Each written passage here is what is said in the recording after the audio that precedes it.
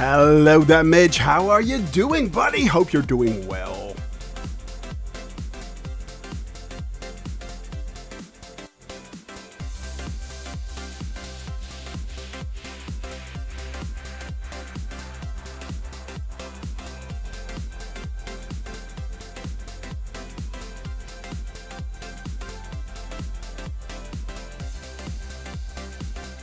Shut up, Bell. That is so generous of you. Thank you very much, man. Thank you very much for that support.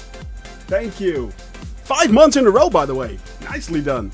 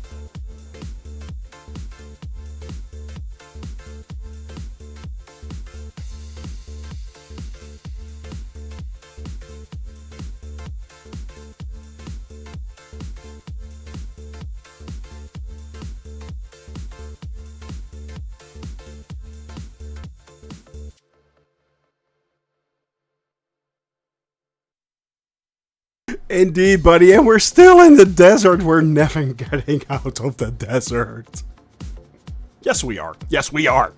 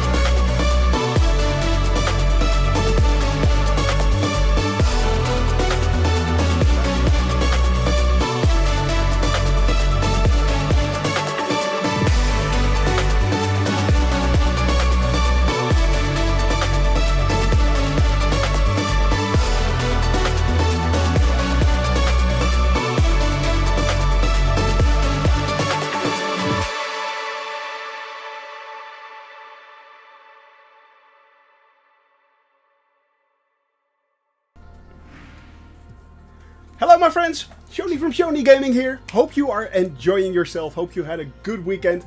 Glad to be back. I am sorry about yesterday. Unfortunately, yeah, my piggies kind of got into their first fight. Had a little scrape. Had to go with them to the vet. And those things always happen right at the start of a stream. Of course they do. That's life.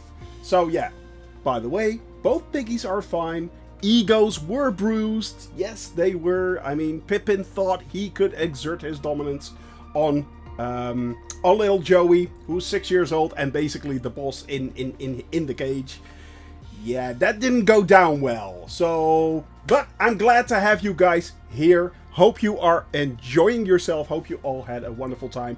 And today we are going to continue our flights. We need to get out of this desert, my friend. We need to get out of this desert that we have been in for quite a while. Now, first things first, there has been an update for the G1000 NXI. So if you are flying the G1000 NXI, make sure you update that through your content manager. And that's quite an easy option. Just go to your content manager, go to downloads, and you can basically see it standing there. It's like a 1 megabyte update or something like that, but it adds a few very, very nice features, so keep that in mind. Today we are going to do a pretty straightforward flight. Actually, I had for tomorrow, I had a wonderful flight actually planned, which would have been really cool. However, yeah, that is next Wednesday, unfortunately. But it's going to be, we're going to flying a little bit, not that much straight flying anymore, but a little bit all over the place again, because Libya has quite a lot of airports actually, so that is pretty cool. Now today we are going to take off. Let me boop right over there. Ding! There we are. We are going to take off from Faya-Legreau Airport, where we landed last Friday, and we are going to land on Aozou, and that is a... Shh, don't tell anyone. It's a military airport. Shh. But we have permission. We can land there, and that is what we are going to do today. So it's going to be pretty cool. Italian Yang fan, how are you doing? How is New York, my friend? Hope all is well. Hope all is well. So yeah, it's a pretty straightforward flight. As you guys can see, it's not that much going on actually. If we go and look at the temperatures, it's hot. It's Africa. It's hot. Let's face it. Let's see the clouds. Now we had a lot of cloud issues. You know, we had a lot of bad weather in Africa. So yeah, things are good. I hope you are well. We are doing great. And I say we as including me, the missus, and yes, both Joey and Pippin are doing fine. As I said, bruised egos. It's a guinea pig thing. It's a guinea pig thing, but they're doing fine. Jamal, good to see you, buddy. My rock, my center. How are you, my friend? So yeah, today we are actually having quite nice weather. Yeah, it's going to be pretty good weather. Not much going on. So no rain, no thunder today. Yay, that's a first. And as I said, we are having a nice temperature right there. It's hot. It's freaking hot. It's nearly 40 degrees Celsius. So yeah, that's toasty. That's toasty, I can tell you that. I can tell you that. Now, as you can see, we are moving back up towards Libya, and we are eventually heading all over. We are flying, actually, tomorrow we are flying, I think, towards Sabah. And from Sabah, we are moving on towards, eventually, in the area of Jalou. That will be Wednesday, and then Thursday and Friday, we are actually flying along the coastline in towards Tunisia. So we are flying along the Libyan coastline and then up over Tripoli, intentionally, yes, intentionally, towards Tunis, which is also a safe point, intentionally. Aussie Gamer, good to see you, buddy. So yeah, we are moving there, and it's going to be great. Simple, straightforward. No, a lot of fun. So let's look at the map, shall we? Let's look at the map. Right there, we have already Sharabel and AJ Rawlings are on the runway. You can see them right there. As always, my friends, the North European server, if you want to have me in your friends list, that is absolutely fine. Just type in Shoney Gaming, no spaces, and add that to your friends. I will always accept the friend list. As you can see, the friend list is big. It is big. Disconnected 90 friends right there. So yeah, and each and every one of you flying in Microsoft Flight Simulator will always be a friend of mine. Fire Sandy, good to see you. Hello. Flight conditions, as always, all players. We have live right here. Yep, live right here. I need to get used to this. It's the other way. It's mirrored for me. So live traffic and live weather and all players. That is what we are doing. Unfortunately, I will not be using today Join FS, as apparently there are a few a few security issues, IPs that show up and stuff like that. Now, I love you guys to death, but I'm not looking forward to spouting my IP address to each and every one of you, with all the problems that would involve. So yeah, easily enough, we are going to see how this works, and if push comes to shove, maybe I will join it. We'll just have to wait and see. But right now, we are loading up, my friends. And I'm having my first sip of coffee. Well, it's not my first sip of coffee of the day, of course. Oh, also, we have now music. Yes, we are going to start up the music as well. So we are now off. We are here. Jamel redeemed, of course, the hydrate. Turn on now and my plane flies like a real plane. Fire Sandy. Remember, Fire Sandy, that I told you that if you gradually start out, and you start out as kind of arcadey, but work your way up, it is actually pretty easy and pretty good. And now you're actually flying a plane. That is pretty cool, my friend. That is actually pretty cool. And did you end up trying out the C-17 mod? No, I did not. Remind me of that, Aussie Gamer, on the Discord channel. Remind me of that. But I'm happy to hear, Fire Sandy, you are now on full realism. That is good to hear, buddy. That is absolutely good to hear. Now we are going outside. Let's see. We have indeed a few people here already. I am not sure, however, what we need. What runway do we need to go to if we want to take off? Let me look that up. I think, yeah, we need to go to runway, what is it? 33, I think? Yeah. Oh no, runway, this is runway, I think, 090. So runway 9. Yeah, runway 9. Hey, Drunk Simming, good to hear you, buddy. 128, yeah, not 127, 128, my friends. Flight 128, that is where we are on right now. All right, so I am going to go through the motions pretty quickly right here, just to get things started. There is the clear prop. There we go. We have that one running. We have the lights. We have the nav and strobe on. Right there. Let's see. We are pressing the flight director on. We are setting the heading to 314 right now. So we are heading 314. 314. That is where we will be heading for. CDI will be set to, no, GPS, there you go, exactly as intended. We are setting the FLC, the flight level climb, to, let's 74, as always. That's a nice climb for the aeroplane itself. We are going to PFD options. We are heading to winds. You're flying the C-17 today. As I said, remind me to place that in Discord, so I will know to download the C-17, and it will also show up in my flight simulator, of course. So yeah, then it will show up in the stream as well, buddy. Yeah.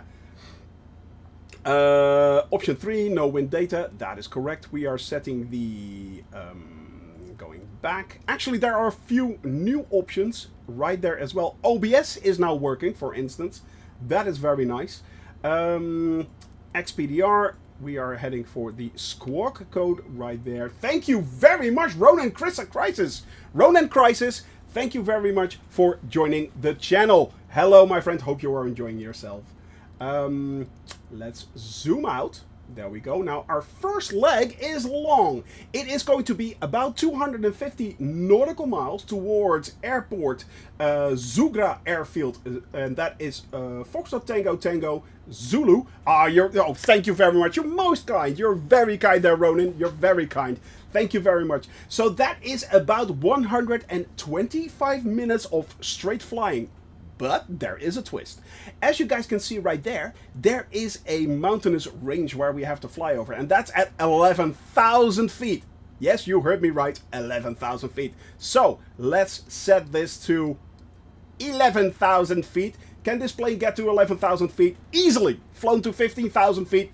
Works fine. But At 15,000 feet, you actually get into bring your own oxygen territory. Yeah. So, hey, camper! It is the camper. He is back. Yes, he has a great setup right now. Mountainous Ranges is the... Mountainous Ranges is the, yeah, that's kind of a red card right there. There you go. There you go. So, yeah, some mountains on a route today look more like volcanic. Yeah, they're kind of... It's kind of like a volcanic range, actually. That is... very, very, very, very perceptive of you right there, Charabelle. It is. It is indeed. So, yeah. Oh, excellent. I will open that up, and that opens up, of course, in the exact wrong space there. I did not want that, but there we go. Bippity-boppity, boop. There we go. And I think we're good to go, my friends. I think we're good to go. Let's head over. Let's turn on the taxi lights. And let's get this puppy moving. What altitude will be the highest ground velocity for... usually about 8,500 feet, actually. Usually about 8,500 feet. Come on. Start rolling. Oh, thank you very much for that sub there, camper. Thank you very much. As always, that is incredible. Why am I not... What's going on? Oh, no! Somehow my, Somehow my parking brake did not release. This is new. Alright, where do we need to go, actually? I have no clue. Where's the runway? Oh, there it is. Yep, there it is. Yeah. Shadowbell already lining. Everyone is lining up. There we are. Moving, coming through. Personnel, hot soup. Foot on the brake, exactly, foot on the brake, yeah, exactly. Well, we need to go to all the way to the back right there. Because we actually do need to go and take off in the opposite direction. Yeah, I'm going way too fast. I'm nearly at takeoff speeds. I'm taxing at takeoff speeds. It'll be fine. Mister, good to see you, buddy. Hope we don't get broken wings, my friend. Yo, any chance I can join? You can always join. Mister, you can always join. Yeah. And Ewald, thank you very much there. Ewald, good to see you as well, buddy. Good to see you as well. No! We're going at takeoff speeds. North Europe. Always North Europe, yeah. Let's do this a little bit more, yeah. And let's don't do that. Let's not drive that fast, shall we? Let's not race along. Alright, here we go. It's always North European server. We are taking off from, let's see, Foxtrot Tango, Foxtrot Yankee. That is where we are taking off. That is Faya-Legreau Airport. And you are always, everyone is welcome to join. This is always an open flight. I always encourage people to fly along. Actually, if you cannot fly along, just lurk, just watch, just have a little bit of fun. Just throw me off in chat. That always helps a lot. That's always good for a laugh. I am always willing to bear the brunt of the joke. But if you can fly along, please do so. It is so much fun. It is so much fun. Even if we are flying straightforward flights like this, yeah. Will you wait a couple of minutes? Game loading. Well, I need to go to the end of the runway anyway, where Aussie Gamer is right now. We are still lining up. I still need to do a few things and a few checks, so you should be good. Yeah. Alright. Slowing down. And Aussie Gamer is right behind me. I should have enough runway, actually. So, let's turn this puppy around. Hello, baby. Oh, and let's hope that we don't get the bug, you know, the mouse bug. That is really annoying these days. All right, we are here. We are turning on the landing lights, turning off the taxi lights. Let's do a final check. All right, we have everything up and running right here. That is a bit too low. Let's go to about 1100 RPM. Well, 800. Why is it this? That's interesting. Oh well, it should be good. It should be good. All right, let's see. CDI. That is correct right there. Yes, we need to take off, and then we actually can make the turn to the right and start climbing to about 11,000 feet. Actually, we don't need to be exactly at 11,000 feet. About 10,000 feet should be fine. You basically should be skirting the volcanic mountain ranges, basically. So you should be good. Let me see. I have the... we have no VORs today. No DMEs. We have nothing. Absolutely. We're in the middle of freaking nowhere, heading towards Libya. That is where we're headed for. So, yep, that is armed. Well, we can turn on the panels a little bit. This is basically just lighting settings right there. Avionics is full, actually. So that is good. All right. Now, map options. There are a few extra new options. Of course, we have the topo, which is nice. But actually, if you go to menu right now, and you go to map settings, I think... No, sorry, not menu. They have actually map options. Graphic? No. They've actually, I think they should have added a new few options, but I'm not sure where they are hidden, to be honest. But they should be there. The NXI has added a lot of new extra features. That is really cool. Well, I think we are good to go. You should be easily catching me up, Mr. You should be easily catching me up, especially at the first takeoff. I mean, I'm just all over the place, so don't worry about that. Got to work, so won't be flying along. Don't worry about it, my friend. You're there on the runway. That is good. All right, my friends. I think we are ready to go. I've set the flaps to 10%. Everyone is lined up behind me right there. And yeah, let's get this show on the road, shall we? Let's give it the full throttle. And here we go. Moving up towards about 50 to 60 knots. Should be more than enough. There we go. 20. We're moving and grooving. 30, 40. And we are off. We are off. Well, we are also flying all over the place. I think we have positive lift. Yeah, we have positive lift, definitely. Right there. Alright, that means flaps up. Let's start leaning the mixture already a little bit. Game still loading. It's fine, Mister. You can always slew into me. Now, if you don't know what slewing is, actually, if you press the Yankee key, so the Y key on your keyboard, you can actually move into me, move straight forward to me, while basically everyone is still flying along with you. You can do that through the AWSD keys in combination with your keypad keys, and it works really, really great. It works really great. So if you want to just join up on me really quickly, that is a great way to do it, actually. Unfortunately, I cannot do that because, yeah, my flights are as they are. So you guys are basically flying along with me. Boop, there we go. We have up there Sim Toolkit running. Yes, it is running. However, we once again have no actual route because in Sim Toolkit, the... you're in now. You should be then right behind us. We're just... Oh, you're in a Spitfire. Dude, you can easily overtake me. You can go like 300-400 knots. That's easy. Actually, it's pretty hard to fly along with me. So, because I'm that slow. So, yeah, you should be fine, my friend. You should be absolutely fine. You should be... It's easy to catch up with me. Come on.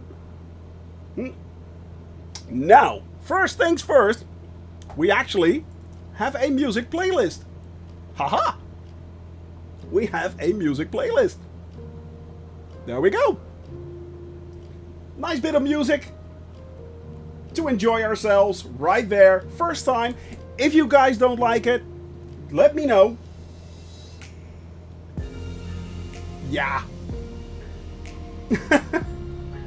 I know, man. I know. Sometimes life gets in the way. As you guys know, life gets sometimes in the way. You're in the air.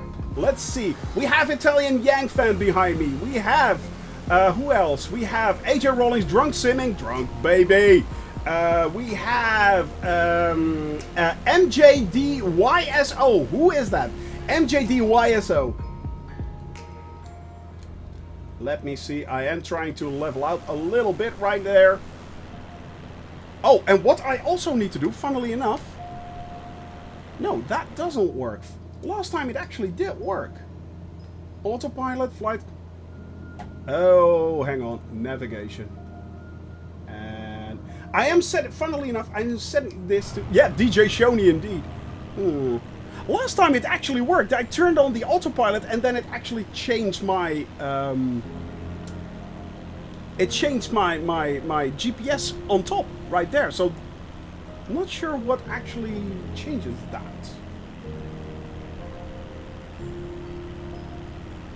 Let me see. Looking around. Fire Sandy, I'm not sure where you exactly are. How do you change server? Really easy. I can show you that. Make sure that you're right there on the North European server. So here you can select that. Right there. Click on your name at the top. Pause the game. Click on your name. You're flying the King Air. Let me see. We have... Hey, Camper, you're there! Dude, Jamel is up in the air. Aussie Gamer is with us as well.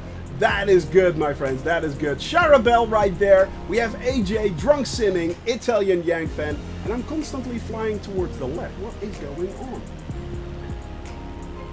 Had to change twice today to get the North European server. Really, you did? That is interesting. That is strange. It should not be that bad, actually. Alright, my friends. Now, we can already, in the distance, kind of make out the area where we are headed to. It is very, very mountainous, and it's going to be pretty high, eventually. So, keep that in mind. Make sure that you actually... Yeah, 13 knot side wind. That is what's going on. Look at that. Look at that. That is why we're actually being pushed around. Right there. The 13 knot actual side wind. It is what it is, my friends. It is what it is. And we will make it work. We will make it work. Sometimes you just have to crab in life. Sometimes you have to crab in life. Hey, Diederik, goedemiddag. Hello, how are you doing from South Africa? Yeah, unfortunately, this is our flight plan right there. I don't have it currently in active flight, but that's our flight plan. That is our flight plan right there, my friends. By the way, if the audio is too loud, please let me know. If the music, because this is the first time I'm actually doing this, so if the music is too loud, just let me know. All right, my friends, we are headed towards bearing 314, spot on, right there, and we are flying towards Zugra Airfield. That is Foxtrot Tango Tango. Think just a bit softer, yeah.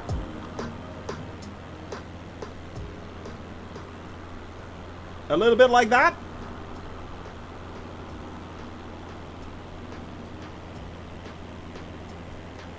Let's see how this works. Let's see how this works. Too soft. All right.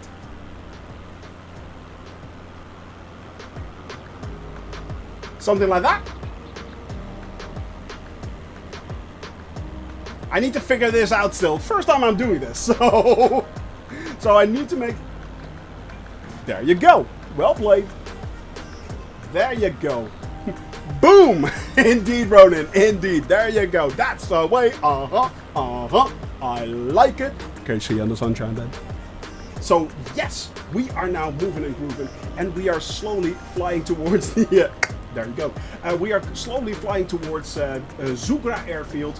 In my case, yeah, slowly, because let's face it, I am not fast. I know I'm not, but we are getting there. We said we would do this in the Cessna 172, and that is where we will stay. Flying in the Cessna 172, as always, my beloved little bucket of balls right there. I think Drunk Simon has had a few too many, by the way. He's flying a 787.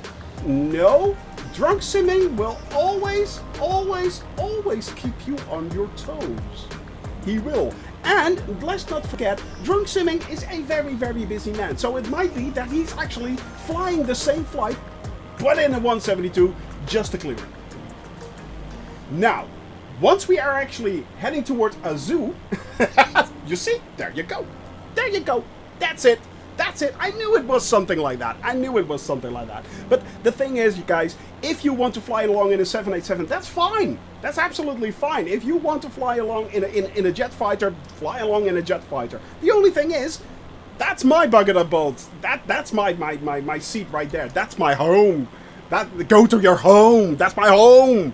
So yeah, I need to fly the 172. Must do it. So yeah, it is that is my restriction. Of course, there are some exceptions, as you all know. There are some exceptions. One of them, of course, is once we actually fly to unreachable countries, we are going to switch over to actual commercial planes. Now, we have flown commercial planes. For instance, as you all know, we have flown the commercial plane. Scan for me now. Let me see. I will do that quickly. Right? Yeah, there you are. Fire Sandy in the air. And who is Mr. You're there as well, flying along with, I think, AJ. Camper is there in the TBM. Why am I not surprised?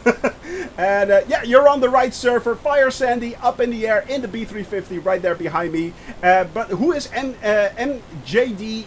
YSO, please say hello in chat. We have Italian Yang fan right there, of course. Aussie Gamer at already 11,000 feet. And yeah, we have Sharabel climbing to 10,000 feet already. Jamel at 4 right there. Yes, you are, buddy. Look at that, you are exactly. Oh, Midge is there as well. Sorry, Midge, forgot to mention you there. I am most sorry, my buddy. I am most sorry. Is my altimeter properly set? No, of course it isn't! Moonfall, you know me! Of course it's not. But here we go. Boop. Yeah. Rude. Hashtag rude. Hey, look at that! I'm at 3,000. I'm just at 4,000 feet. Thanks for the reminder there, Moonfall. I always forget to set my altimeter. I always do that. Why do I do that? It's so easy. It's just B on the keyboard. Just bravo. Boop. There you go. Altimeter set. Done and done. You know, it's Yes, you are, Fire Sandy. Yes, you are. Yes, you are. And not only Fire Sandy, of course, can fly along with me. Each and every one of you can fly along with me. And I love it when you guys fly along with me. Yeah. Now, stop spit overheating. Actually, pull back the RPM. Pull back the RPM, Mr. That will help you out. And if you have any questions about the Spitfire, don't hesitate to ask AJ or Nicodas or X-Hull or Shinari Safari. But in this case, why am I constantly climbing like an idiot? Stop it! Yeah, so I need to also set my, my mixture. Didn't set my mixture correctly. But yeah, don't hesitate to ask in chat why things are going like they, like things are happening, why they're happening. So yeah. Oh, it is Camper. Yeah, for those that do not know, actually, fun fact, before actually Camper moved, and he was my downstairs neighbor, no longer, but he was.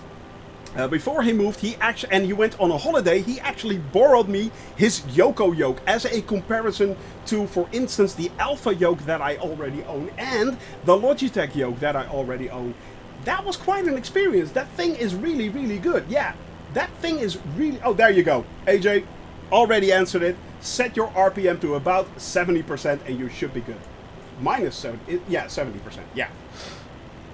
And you should be good. Now, we are still climbing to about 5,000 feet and we are headed... Crash because of it? No, Mr. Say it ain't so. F, my friends, for Mr. We have lost a man who shall be dearly missed.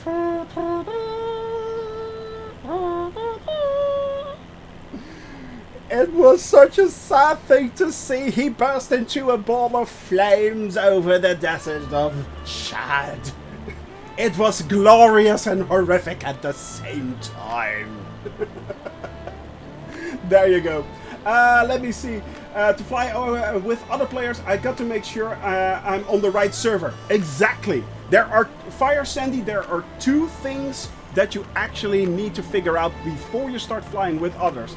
The first thing is make sure you're on the exact same server. So if, for instance, we always fly on the North European server, you fly on the North European server, you should be in the same area. Now the second thing is the live players and all players options.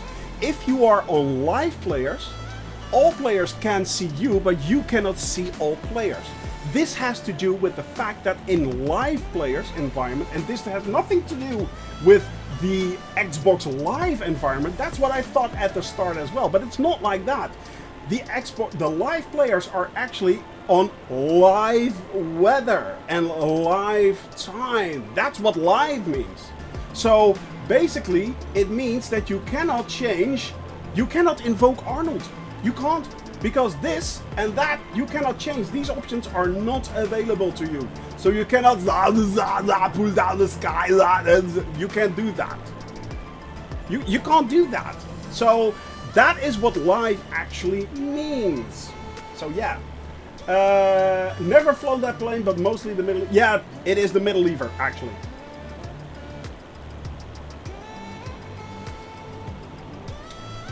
Roger, Roger, Victor, Victor. Yeah, what's your vector, Victor?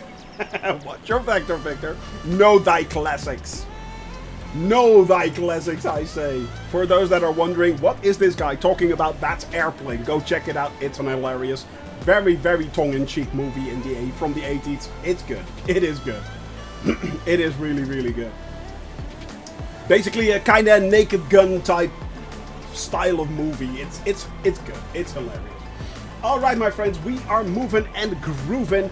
We just got up in the air. The first leg, if you want to see how much distance you still need to go, there are a few options in the G1000. For instance, you can see the distance of the first leg right there. That is an option, of course. The second is actually the ETE.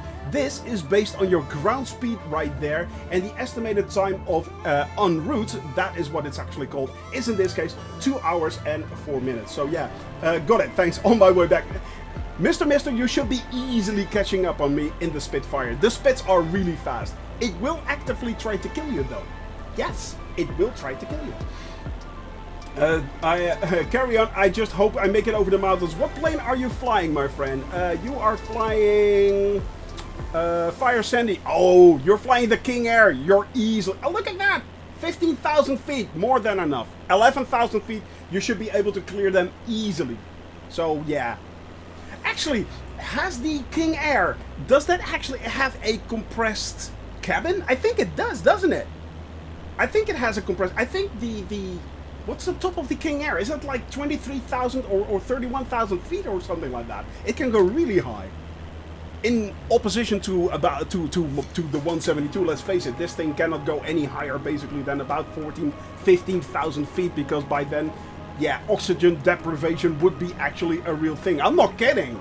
I mean, you actually have to bring your own oxygen at that time. So yeah, it can be really, really dangerous. Have you seen there's a new Spitfire being released? The MK1. Really? There is a new Spit? Really, AJ? No, I have not seen that. I know there was an update for the F-15 and the F-14 from DC Designs. I know I got the mail about that one, but I didn't know there was actually a second Spitfire. But is there a, do you know what the difference is between both Spitfires, AJ Rollins? Do you, AJ? Looks decent, but I think it's more expensive than the Flying Irons one. Kind of depends. If it's like a full study level plane, then that would be worth it. That would be worth it, actually. Yeah. I mean, that would be really, really good. On the other hand, for fighter jets, and I'm not sure, I'm just putting it out there, my friends. I'm just putting it out there. For fighter jets and fighter planes, do we actually need a lot of realism? I mean, yes, you need realism to actually fly it properly. That I get. But, I mean, it's not like you're doing bombing runs in Microsoft Flight Simulator, because you don't. Basically, the best thing you can do is escort each other. So, yeah. You know, it's like you could... if you're in a fighter jet, you could escort me by flying next to me, but there's not much you could do. It's still fast and sounds cool. Few cosmetic changes like canvas ailerons. Oh, really? But other than that, it's still very much arcadey to fly, because let's face it, the Flying Iron Spitfire is a lot of fun. If you do not have it, go get it in the marketplace. It's hilarious. I mean, give a little bit of love to Flying Irons. They're really, what they did was really cool. But it's not that realistic. Let's face it, it isn't. It isn't that realistic. So yeah. You know what? I am going to currently level out. We are a long way off, so I am going to level out a little bit right there. Yeah. A2A Spitfire for life. Well, there you go. Worstfinger just nailed it down. There you go. By the way, hello, Worstfinger. Hope you're doing well. Actually, have you already had feedback from people about your bush flight? For those that are wondering, go to the Discord channel. There is, in the Discord channel, we have a section called, let me see, what is it officially called? It is called Community Projects. And in the Community Project, Worstfinger Gaming actually placed a bush flight that the cabin crew community can test out. So contact Worstfinger if you want about that. So yeah. Still have to fly that. So much. Yeah, I know, right, Avold? I know. It's like, oh, I need to do this. I need to do that. Oh man, the list just keeps going on and on and on. Finally, I'm getting the hang of the A320. You know, now I'm looking into the 787 with the heavy mod on top of that. I still need to learn how to fly the 747. There are a lot of turboprops that I cannot fly properly yet. Oh man, there's so much to do. Getting your hang of the all the different Garmin navigation suites and all the options. Oh, the list just goes on and on and on. And then on top of that, there are so many releases coming out. It is almost to the point that it's overwhelming. Almost to the point that it's overwhelming. But in this case, can there such a thing be as enough in Microsoft Flight Simulator? I say nay. I say nay. Nay, we need more. We need more. Yes, give us more. Give us more. Come on, you third-party developers. Give us the planes. Give us the views. Give us the beautiful, beautiful handcrafted airports and sceneries. We need it. We want it. We must have it. Feed us. Feed us. So yeah, ta-da! Exactly. Yes, I want to get the DC-6 a try, but that's going to be another time sink. Exactly. That's actually a really, really good PMDG exactly coming out with the 737. Oh man, oh that's a thing as well. The power, exactly, power. What we need is power and speed. That is what we need. Yes, wise man. Wise words from a wise man. But yeah, my friends, it is pretty impressive actually what is coming out, and it's coming exactly, Roger. It's coming out pretty quick and hard. I'm just looking at my EGT right there, but that's really good actually. So my mixture is burning actually really good right there. As you can see, the higher this little bar is, actually the higher this point is right here, the better my mixture is burning. So that is actually burning at a max. We are now currently climbing up to 120 knots of ground speed. And yeah, but I'm way off on my yeah, I need to correct a little bit my my course right there. Not much, but a little bit. That's fine. That is fine. And then we should be back on course again. We're actually pretty close to flying exactly on course. Now the fun fact is, I know that right there, right up there, there's a barbecue beef. Good to see you, buddy. Right up there, as you guys can see my compass right up there. It is partially obscured by my map, but the fun fact is that The hotter the engine, the better. I know some engineers and the engine design would disagree. I know. No. You are absolutely right. It's not. It's not that, actually. I mean, you really don't want to get it too hot, of course, worst finger. We actually, fun fact, if you remember, we had this discussion when we were flying over Germany, I think, and that's a long time ago, my friend. That is a long time ago. But you're absolutely right. The thing is, guys, do as I say, don't do as I do. Basically, that's what we're doing.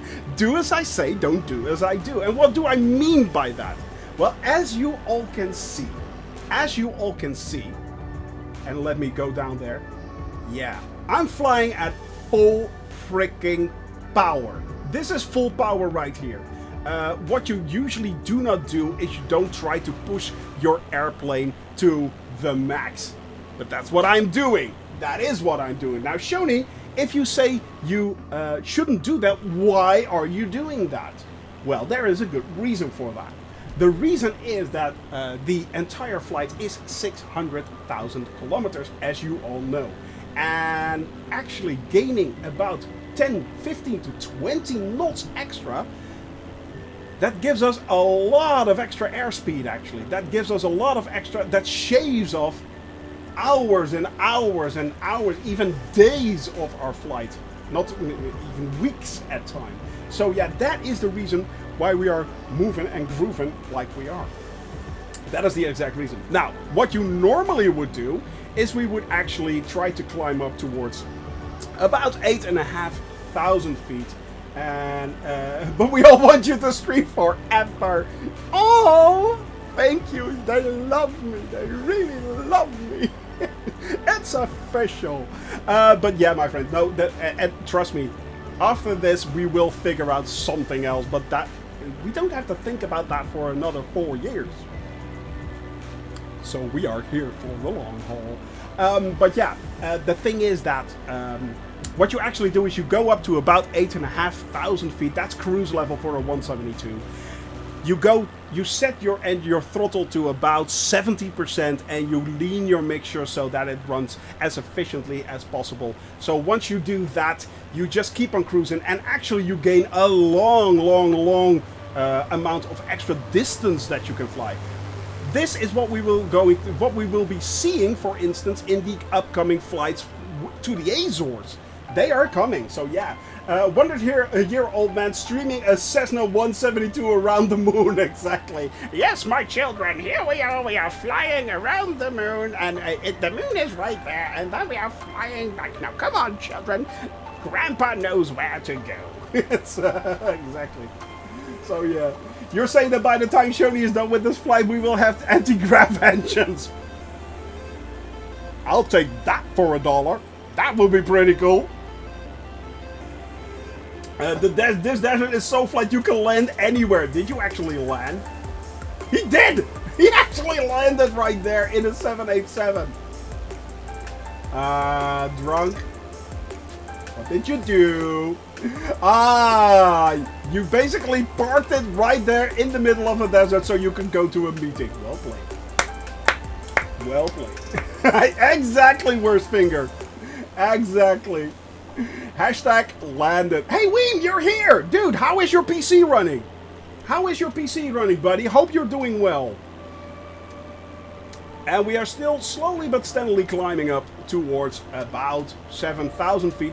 Eventually we No, actually, really, it's...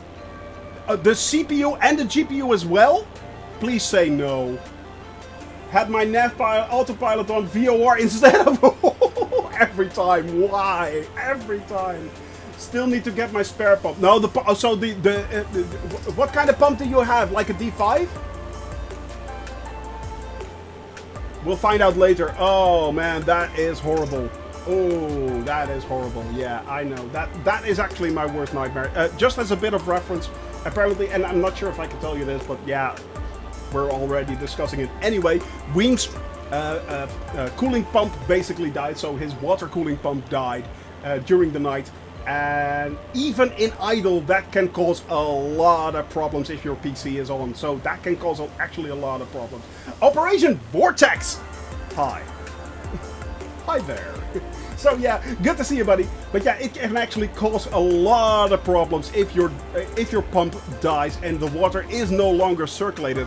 So yeah, that can cause problems basically. So that's not something you want. So yeah, let's hope that everything works out. So yeah, have you flown in Cape Town yet? No, my friend, I have not yet flown there. We are moving there slowly but steadily. Slowly but steadily. Now, Shoni, what do you mean with slowly but steadily? Let me show you. There we go. Bip, boop, boop. There we go. Now, currently, we are flying in Africa, but we are circling around the western coast of Africa. So we are heading all the way down. I think, to be honest there, Operation Vortex, by the time we reach South Africa, that will be in a half a year's time at least. So another half a year of flying before we kind of reach South Africa. But we are moving and we are grooving and we are headed there eventually. So yeah. It's an AIO pump stuff. Oh, it's AIO, so it's attached to the CPU, but the loop cools the CPU and the GPU. Oh, so it's an all-in-one. Ah, okay. Yeah. By Idle, mining bitcoins for the win. What do you mean by Idle? Need to mine those bitcoins. Need to mine them. Holy hell, super cool idea, but yeah. And the fun fact actually is, Operation Vortex, fun fact, we have already flown all over Europe. I took off on the 9th of September 2020 last year, and we have in the Netherlands, and we have flown already all over Europe right there, with the exclusion of Iceland. We are going to fly over Iceland once we fly back from Greenland. So Iceland will actually be the last official country. So yeah, it is quite an honor. But yeah, after this we are heading over to the east, flying all this way right here, then back over Russia, heading over to the Americas, flying all the way up and down. I need to finish this right here. I still need to finish that map, but I'm going to do that this weekend, hopefully, if life doesn't trip me up as always. But yeah, it is what it is, my friends. This is what we're doing. Yeah, this is how we do it. Oh yeah. Let me see. Got one coming on Friday. Oh, good. Shouldn't you go back to the starting point from Iceland? That small lag. This is crazy. Yeah, kinda.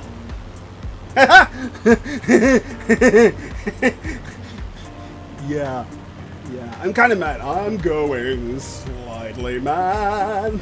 Indeed. Follow just for the sheer determination. Thank you very much, my friend. Thank you very much for that follow. I truly appreciate each and every follow that I can get, my friends. And yeah, we are going to see if we can eventually reach 2,000 followers. Right now, 1,500 followers. That will be the goal to reach. So thank you very much. That's one step closer, my friend. That is one step closer. But we are actually going to do this. I am not kidding. We are actually going to do this. 2 cats! Goedemiddag. Hello, how are you doing, my friend? How are you doing? So yeah, it is a dedication, but the fun fact is we're not doing this alone anymore. I'm not doing this alone. I started out doing this alone. I'm doing great, buddy. And yes, the piggies are doing good as well. Yeah, the piggies are doing good. Fire Sandy is flying along with me. Italian Yang fan Jamel, my rock. Oh, look at that right there. Nice flying, nice formation flying right beside me.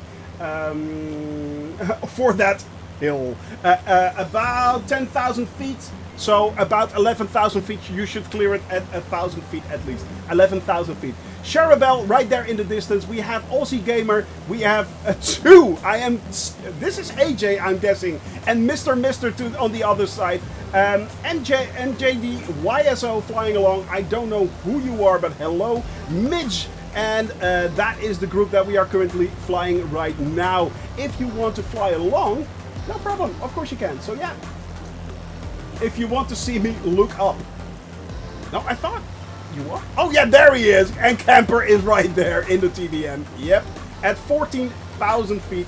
We are steadily and slowly climbing to about 8,000 feet right now. I could climb a lot quicker actually, but the thing is, we can slowly make that climb up toward the mountain ranges. You can already see them coming up right here, this mountainous area right there. It is kind of like a depression, a circle depression in the mountainous area right here. And beyond that, there is an airport. We are going to fly along that and then move up towards the, well, basically slightly northeast and land on Aozou, and that is actually a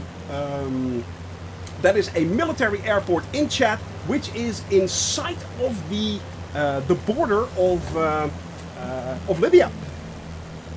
And I think that's the reason why that airport is there. So yeah. Now, as you all know, I usually don't make it a rule. Chad! Blue-eyed Tom, good to see you, buddy.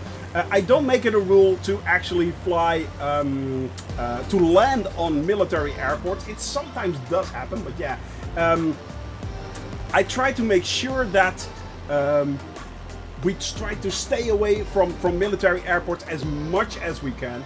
But eventually, sometimes you just have to, there's no choice. There's no choice. And I'm so glad that Microsoft Flight Simulator incorporates all these airfields actually. They do not show up mostly in Sim Toolkit Pro. They do not show up in Navigraph, but they do. They are available in Microsoft Flight Simulator. And not only that, I think there are currently about 34,000 airfields and airports available in Microsoft Flight Simulator to land. That is an amazing amount. That is an absolutely amazing amount. So yeah. Let me see, Shoni, I bought 2 planes from the Microsoft market. I got ripped off. They never worked and lost my money worth. That, I'm sorry to hear that, Fire Sandy. Which planes did you actually buy? Because there are a few good ones out there, but do your homework. Definitely do your homework, because there are a few dogs out there as well. There are a few dogs out there as well. What I can always recommend, if you buy a plane, and you're not that worried about study level, basically, always insta buy the Asobo ones. Just buy them. They're always fine. So yeah, don't do Captain Sim things. True.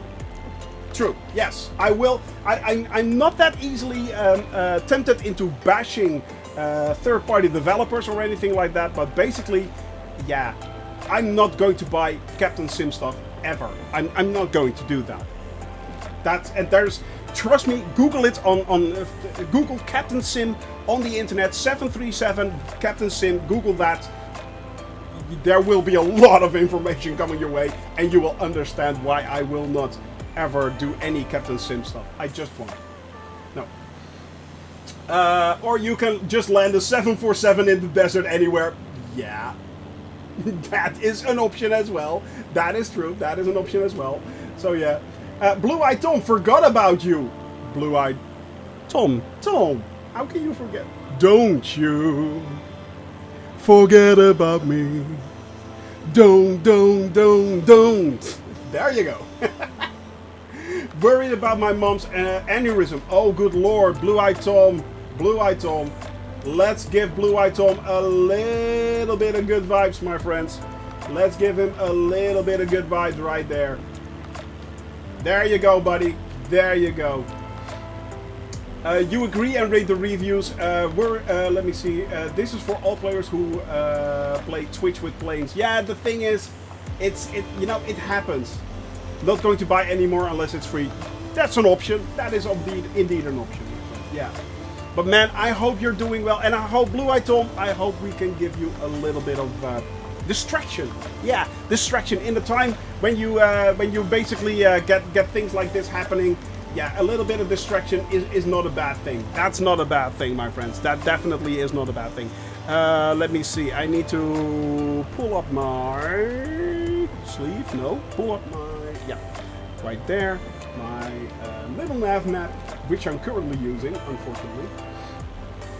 I got the Brisbane International Airport from Orbix today. How is it, by the way, Aussie Gamer? Usually, Orbix products, you can basically buy them blind. They're good. They're always good.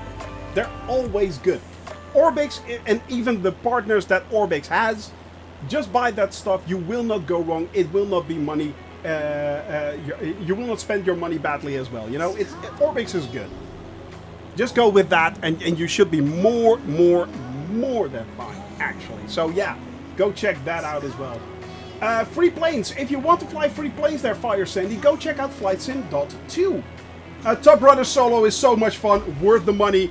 Hashtag agree. Yeah, it is hilarious. The Top Runner Solo 103 plane, that is the ultralight that has been created by Aozou. It is a hoot in a hat. It is so much fun.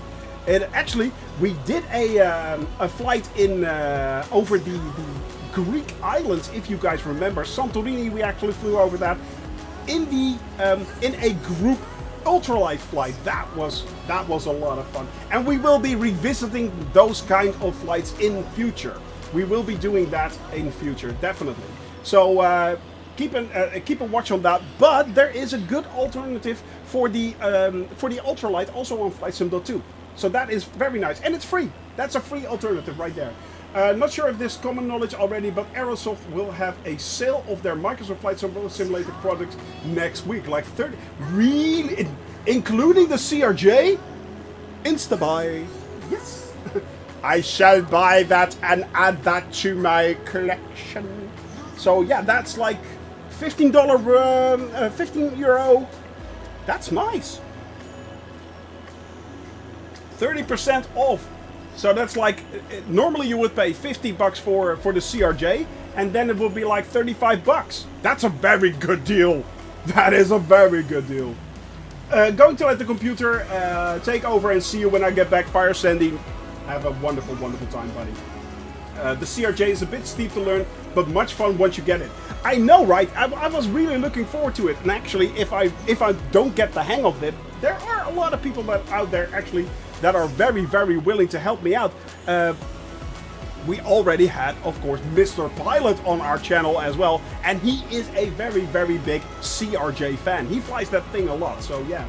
I do remember the strong crosswind at the start bluing Shoni to the ground. Exactly! You're absolutely right. You're referring to the ultralight flight, yes. You're referring to the ultralight flight. That was bad. That was really bad. And the fun fact, I couldn't understand why I was constantly being blown off the runway, but I actually forgot how strong the side wind was. And an ultralight is basically what it is. It's ultralight, so it doesn't weigh a thing. It's like, yeah. The CRJ has more than 20 seats, so it's not for me. But I'm so looking forward to Aerosol's Twatter. Yeah, exactly. For those that are wondering, the Twatter is the Twin Otter. And where's Finger Gaming? Correct me if I'm wrong, but the Twin Otter, is that comparable to the CRJ, or is that a full study level plane as well? So yeah, there's also a real CRJ pilot streaming from time to time on Twitch.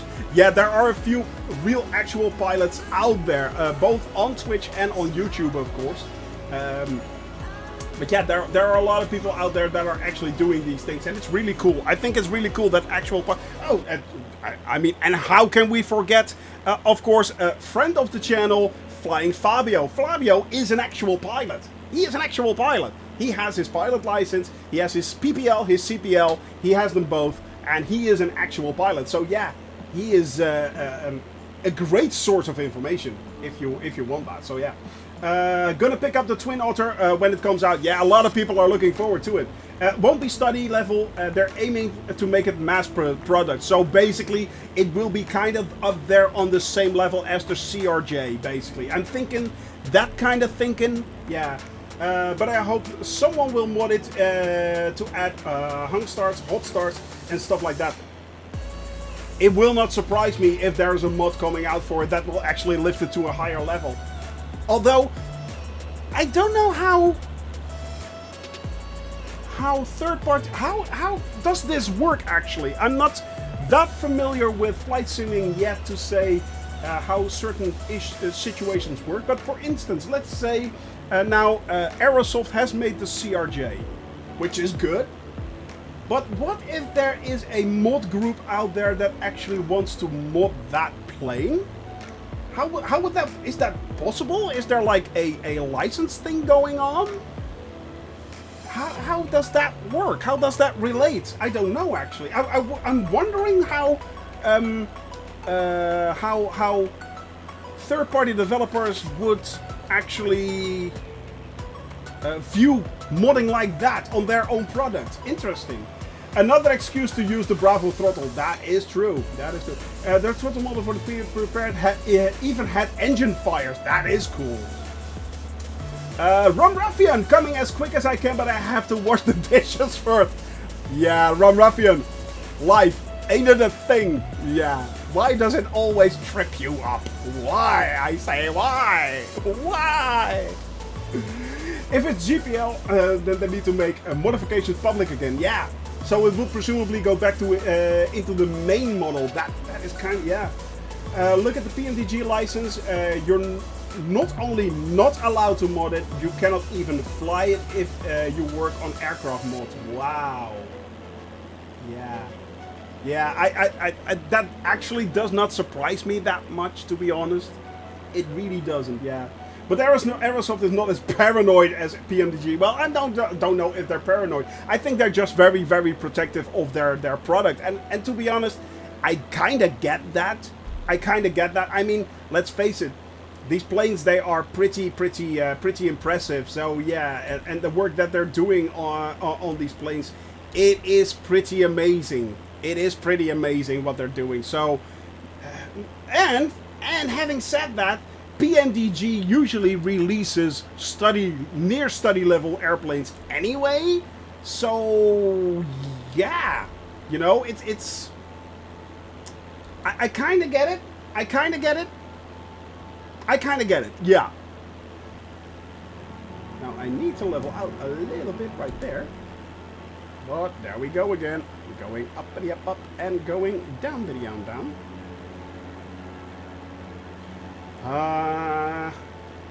Trying to level out a little bit. There we go.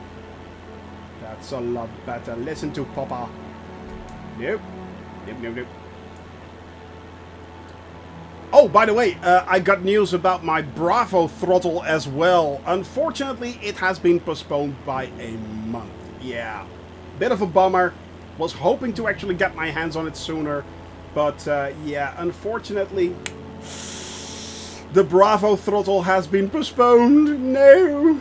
I wish it was different, but it isn't. Yeah, not the Bravo. I know, right? I know, but it's coming. It's fine. It's coming, you know. It's coming. I'm still very, very happy with the setup that I got right now. So I consider myself very fortunate. So yeah. I consider myself very fortunate. Anyway, as long as you're not buying from the marketplace, modding of commercial third-party aircraft is at least technically possible. It is always possible, of course, there, Worst Finger Gaming. Of course. I mean, basically, if it's... I mean, if they are actually modding planes that have been supplied by Asobo, it should be, in theory, also be possible to mod each and every plane in there. But yeah... To be honest, I do get why some developers, some third-party developers are like, yeah, that's our plane. We really don't want you to mod that. If we do anything, we will be doing it and not a third-party developer. I do get that. So yeah. What's the blue? Blue Item. I don't know what you exactly mean with what's the blue. I don't know exactly what you mean. Bravo, that's weird. They said they just send me a mail to order it now to receive it in September. I'm on the product update mailing list. Not a honeycomb owner. Worst Finger, I actually ordered it through a small Dutch company. That is flightsimwebshop.com. And they gave me an email that it will be postponed from September to October. So yeah, I'm not sure what's going on with deliveries right there in their case. But yeah, I just bought it at a tiny small basically a hardware supplier just to keep them going. So yeah. I think there's a different version of the Honeycomb Bravo. I think there is as well, yeah. Indeed, Jamel. Indeed, yeah. Third-party planes can be encrypted files. Asobo are mostly open to mod. Oh, true. Yeah. Oh, is that true, Awold? Really? Little Jimmy Mac. Good to see you, buddy. How are you doing? Blue ground. Yeah. Right there. Right there in the distance. You're right. But it's not like there's no water here, so... Or maybe it is. Yeah, maybe it is. Could be that it's some kind of float, some kind of plane or something like that. I don't know. I've never played Microsoft Flight Sim, but I just bought it and I have it downloading now. What are some of your favorite planes to fly in the game? Solar Frost.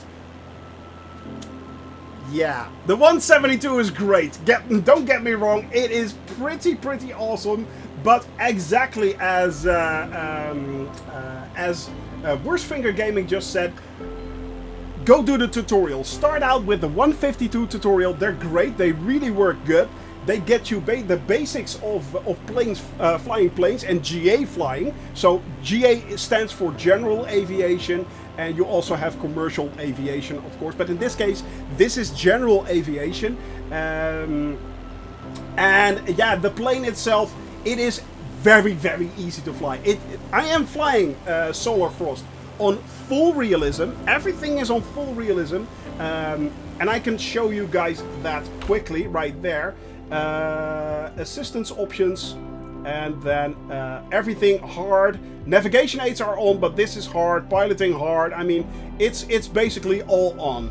There is no assistance. All is enabled on crashing, icing effects on. Aircraft systems, everything is off, so there is no help for me here. I'm doing it on full realism. It is pretty hard to crash this plane. It's not impossible to crash it. I have done so, to amazement to a lot of people, but it is possible to crash it, but it's very hard. This thing just wants to fly. It just wants to fly, and to get the hang of this flying thing, do a barrel roll. Do a barrel roll.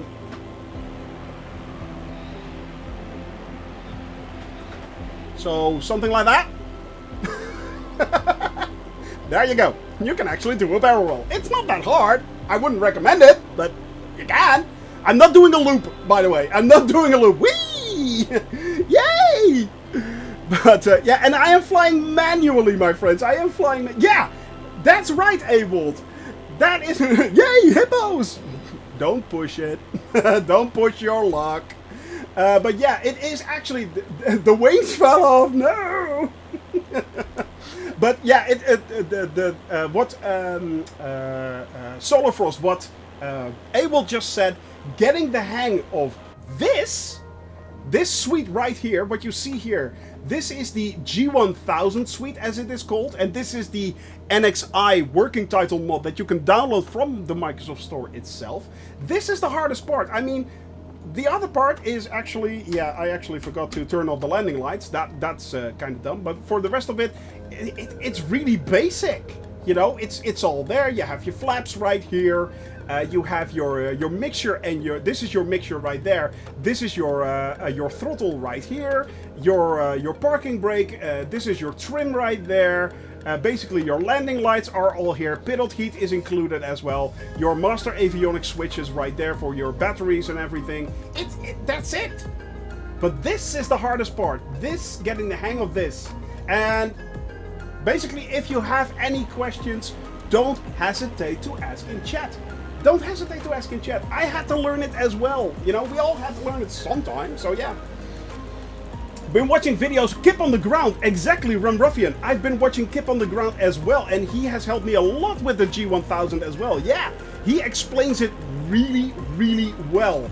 I am going to actually... I don't do this very often, as you all know.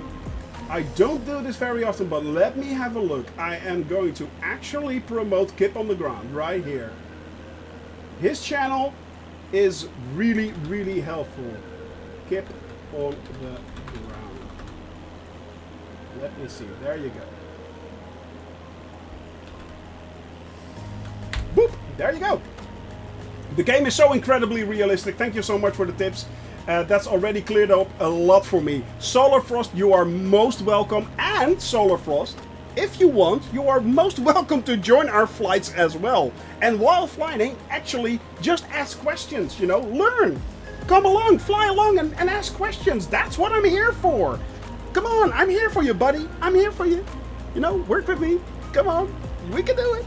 You know, it's like, that's basically it. You know, we are here to help each other out, support each. Well, thank you very much for that support as well, my friend. That is very, very generous for that follow.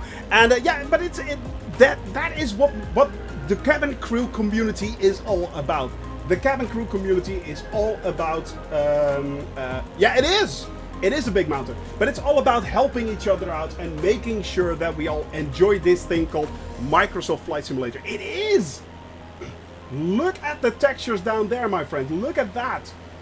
It is amazing how suddenly everything changes in this area right here in Chad. Yes. Yeah, I love all the little rivers. Is that a Lord of the Rings reference right there? Is it there, camper? Oh. Badum. Red card. There you go. For those that are wondering, red card is a mark of honor. Yes, it is. But come on, fly along, have a little bit of fun. You know, it is not only is this flight simulator amazing at how it looks. I mean, look at this down here. This looks really, really realistic, straight out of the box. This is what Aozou has done given to us right here. I mean, look at that. It's amazing. Double good to see you, buddy. But the options that you get to actually change all this time and all this wonderful scenery. I mean, come on. I'm actually just turned it straight into a night flight right here. An evening flight right there. But look at it. Look at it. And if you look right into the cockpit, it's actually the same thing. It is the exact same thing. What you see right there is actually what you see right there. It is, the detail is absolutely incredible. It is absolutely incredible. But look at how the sun bounces off the fuselage. It is. Welcome back there, Fire Sandy. Good to see. I mean, look at it. This is pretty. This is absolutely pretty. I mean, and this is just one of the many thousands of views. This is what we create live. This is what we create live. But the fact that you can actually run into these lovely, lovely jaw-dropping moments while flying real life weather, real time. I mean, it's not just that. It is not just that. Clear skies, fine. You want snow? There you go.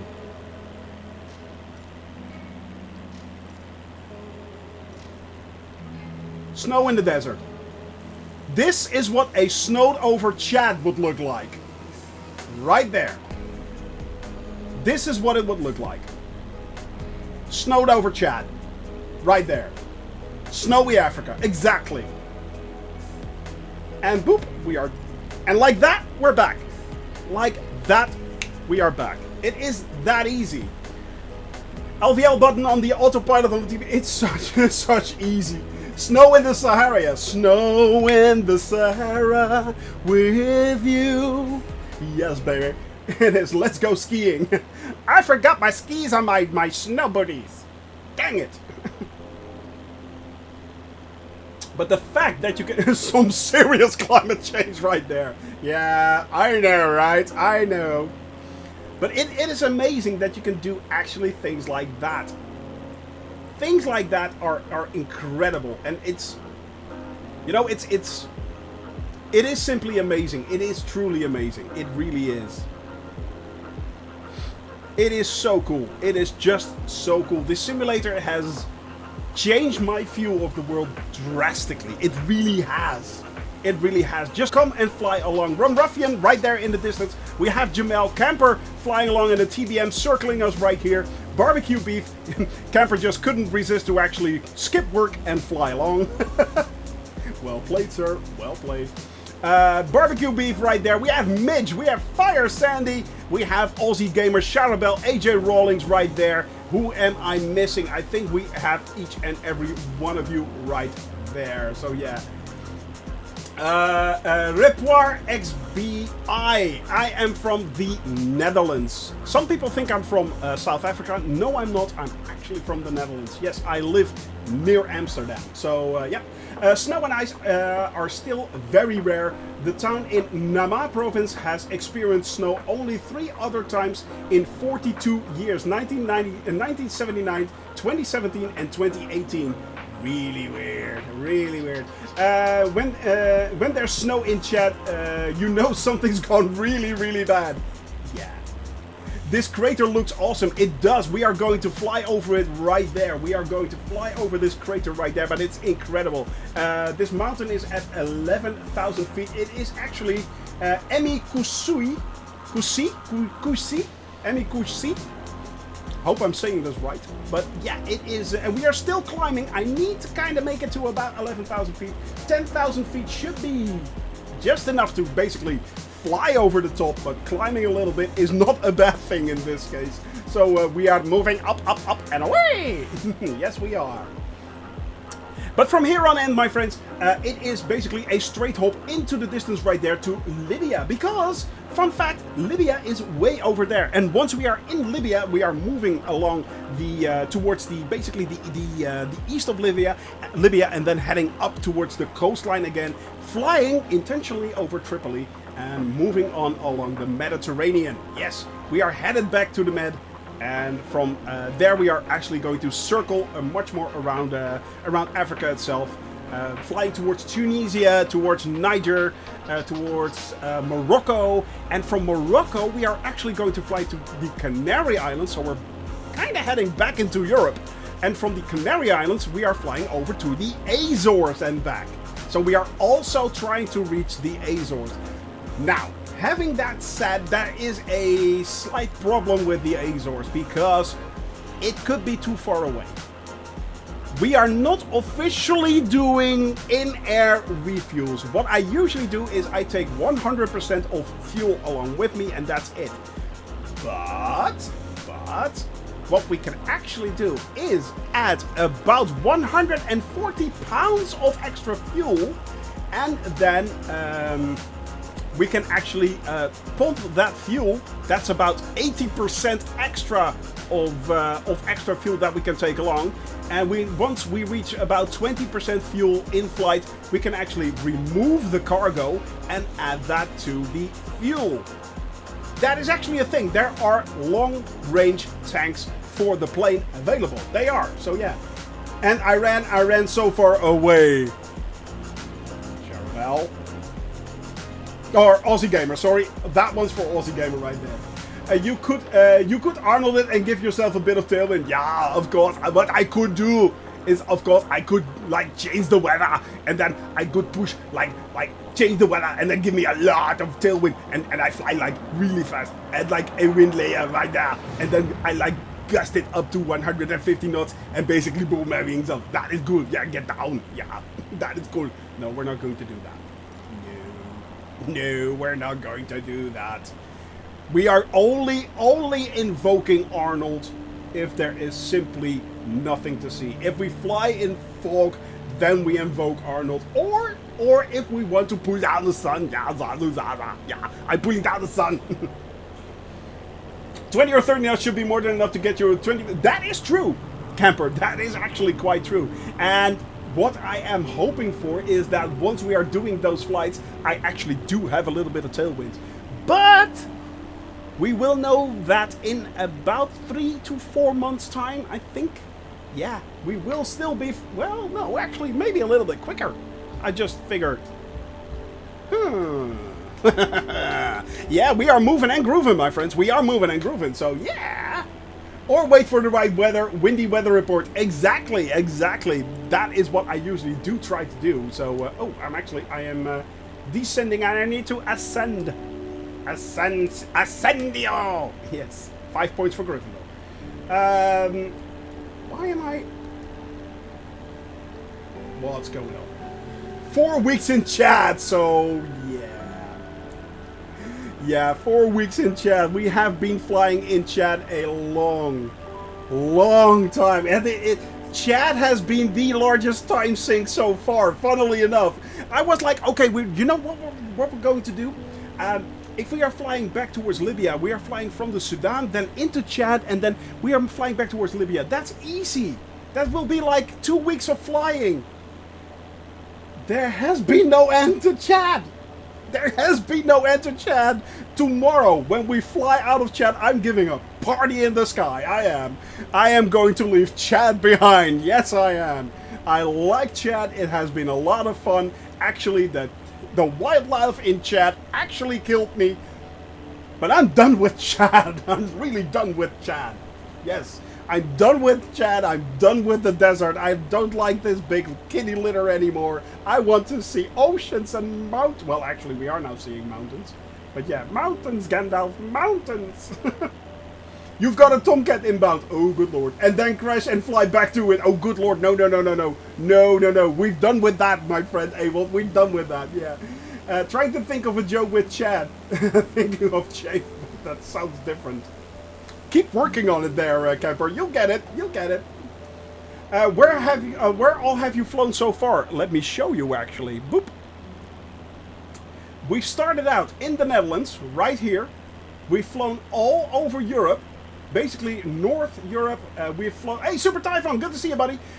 We've flown over the Eastern Europe. Then we headed up towards Norway. Flew over towards... Or Norway, actually, Scandinavia. Flew all the way over the United Kingdom. Then headed over to France, Spain, Italy.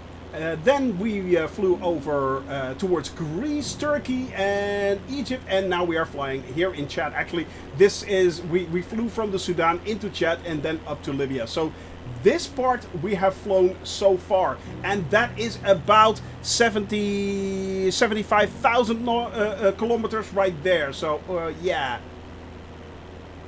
Why am I this much off course? What's going on? So that is, it has been quite a ride so far. We have flown for a year right now. And what I always do is I fly continuously. So it means that if I land, we are taking off from that airport next stream and then we are moving on. So that is, it has been a thing there, Solar Frost. It has been a thing. But that was just about 10 to 15% of our entire world flight. 10 to 15% of our entire world flight. So yeah, Germany Dutch, how is the little tyke doing, man? How is the little tyke doing? Hope you're doing well there. The one, the true, the only VIP. Hope you're doing well, buddy. That's awesome. I was just about to ask how long it took. A year. Yeah, that took a year. Europe just took a year. But, as I said, we are flying over every single country in the world. CRXNV. Who is CRXNV? Say hello in chat. I see a Tomcat. I'm being strayed by a Tomcat. And yeah, the F-14 is a very, very cool plane to fly. I still need to adjust my course, yeah. But yeah, it is a lot of fun. It is a lot of fun.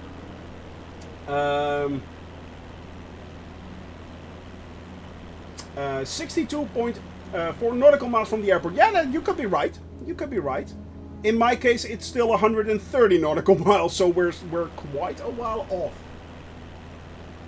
I'm not making that much headway, actually. It's going slow right now. It is going slow.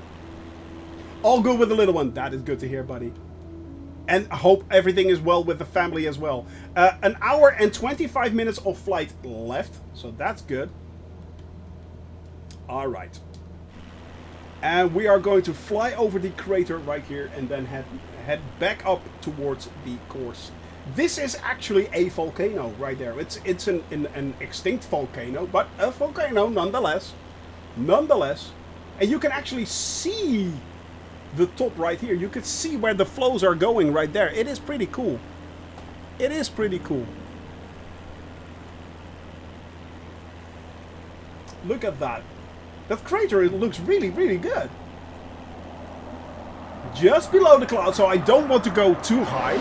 And once we are past this mountain right here, this is the largest mountain, we can actually go down. So we are going downhill basically again towards Zugra Airport, which is Foxtrot Tango Tango Zulu. With all these water courses running down the volcano. Exactly. It is really good. But there's actually, you can see there's a large caldera right here, but there's a depression right here. Is this thing still active? Because that would usually mean it's a shield volcano. I want a hollowed out volcano. I want this volcano hollowed out. The F-14 is awesome. It is such a noise. It screams. It absolutely screams. 11,000 feet. We reached it. Yes. So that means we can level out now. Finally gain a little bit of speed again. And then, but look at this area right here, my friends. Wow. Looks absolutely amazing. Looks truly beautiful. Look at that. And this is what you get from just starting up the standard version of Microsoft Flight Simulator. If you now go here to Kusi Mountain, right here, this is what you see. There is no difference between your version and my version. None. Nothing whatsoever. I have not installed any sceneries. I have not downloaded anything just to make it look this good. This is what you get right there out of the box. No, it has not, Camper. You are quite right. Have you tried Bushtalk radio? Maybe even considered using on stream. I have actually, but I'm not sure if it would work because constantly you would get information spoken to you, and I'm not sure if that is what I want. LZ, good to see you. Hello, hello. Hope you're doing well. So yeah, the Alps are truly amazing. Yeah. But yeah, indeed, you are quite right there, Camper. I mean, Africa has not had any update yet. Oh my God, Shoni is still in the air, never crashed.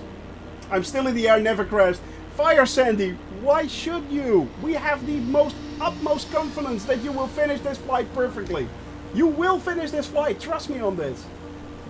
But look at this, this is the actual caldera. And this is just out of the box. This is AI created. The AI, I mean, they didn't do anything to this. The AI created this.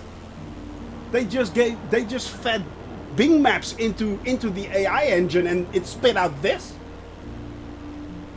Can you sweep the wings on? Yeah, you can, Camper. Yes, you can. Yeah, it is really a cool plane. It really is. You can actually sweep the wings, yeah. Unless I hit the mountain, don't hit the mountain. Just don't. Yeah, it is pretty cool. But it's still very arcadey, don't get me wrong. It is still very arcadey. But for an arcadey airplane, it's a lot of fun. I mean, let's face it, we do have a need. A need for speed, yes. We've lost that love and feeling. Oh yeah. So, yeah, okay, there are a lot of Top Gun references in there. I'll admit that. I'll admit that. Yeah. And that was the coffee. I hate to nitpick, but there was no AI at work here. That's just playing Bing Maps and elevation data. Oh, yeah, well, okay, yeah, that's true. Let me see. Thank you, Shoni, you're a good person. Thank you very much for saying that, Fire Sandy. No, I have confidence in all my cabin crew members, so Jamal. I have confidence in all my cabin crew members. And you know, practice does make perfect. I mean, we've been flying for a year. I've been getting better at this. Not that much, but still, you know, you guys get the drift. Reading there, Jamal. Reading. Have you ever considered getting a VR setup to play with when you fly? Yeah, I really do want to try this in a VR setup. However, I don't think I actually would like it to stream in VR because I am like a jumpy guy, you know? I'm very, very hyper and I'm like, hey, moving all over the place. I think you guys be sick in about 5 seconds flat. Yeah, I think you'll be throwing up your lunch right about now. Yeah, basically. Yeah. But yeah, it's and by the way, Charlie don't surf. thank you very much for that follow. I really do appreciate it. Welcome to the cabin crew. Just hop along on the flight and or just chat along in chat or just lurk if you want. That's fine too. But thank you very much for that follow. I really appreciate that. Yeah, the thing is, some VR streams do work. They do work, funnily enough, Worst Finger. There are a few VR streamers out there, but usually these guys are very controlled and or gals even. Of course, it's not just guys. Wow. But yeah, I mean, it's they are very controlled, you know. And in my case, as I said, I think you guys be you be push. Yeah, you be pulling out your barf bags really quickly. That's not a good thing. So yeah. I get that. Don't think it would be the best to stream, but I think it would be awesome for personal flights. Exactly, Solar Frost. Yes, it would be. As far as I have heard, right now VR does have its limitations apparently, but and there was from the VR community in Flight Simulator there was the fear that Microsoft and Aozou would not put the emphasis on VR as much, but more on the arcade side and on the Xbox side. This has already been debunked by members of Aozou and Flight Simulator himself. And don't forget, both Jörg and both Sebastian, also Jörg being the representative of Microsoft and Sebastian being the owner of Aozou, he is basically and head honcho of Microsoft Flight Simulator himself. They are both very much VR flyers, so they love it like that. So yeah, I mean, it's awesome. It is. Microsoft Flight Simulator in VR is mind-bending. I will believe that, Worst Finger. Yeah, you have a VR set as well, don't you, Worst Finger Gaming, if I remember correctly. Standard comma, you know Bob, Sue and Greg. They came to my house, Oxford, comma, you know Bob, Sue and Greg. Oh, good lord. Yeah. Dog's Breath, hi, crew, morning, and yes, VR is great, another layer of realism. Yeah, exactly that, another layer of realism, and a big one at that, yeah. I got a head tracker and I'm sad. I wanted to like it so much more than in reality I do. Going in third person while cruise, it is good, but in cockpit using controls, what a pain. The knobs keep moving and I can't hold my head still. Rum Ruffian, I kind of have like the same thing, you know, I kind of have like the exact same thing. So yeah, it is, yeah, there is a lot of tweaking that you can actually do, but still, for instance, Track IR, which gives you head tracking, is really good at things like that. But in my case, it is simply not for me. I don't think it is for me. I actually need something physical, basically, in front of me. I need something I need to have something physical. But flying in VR, it is kind of amazing. It really is. By the way, guys, we can now actually start to descend. Well, actually, there is one more mountain coming up. Let me see. Where is that? There is a depression right here in the distance, but then there is another mountain, that mountain range, which is about at about 11,000 feet. So start to level out at 11,000 feet. You should be good. I am now going to descend to about 11,000 feet.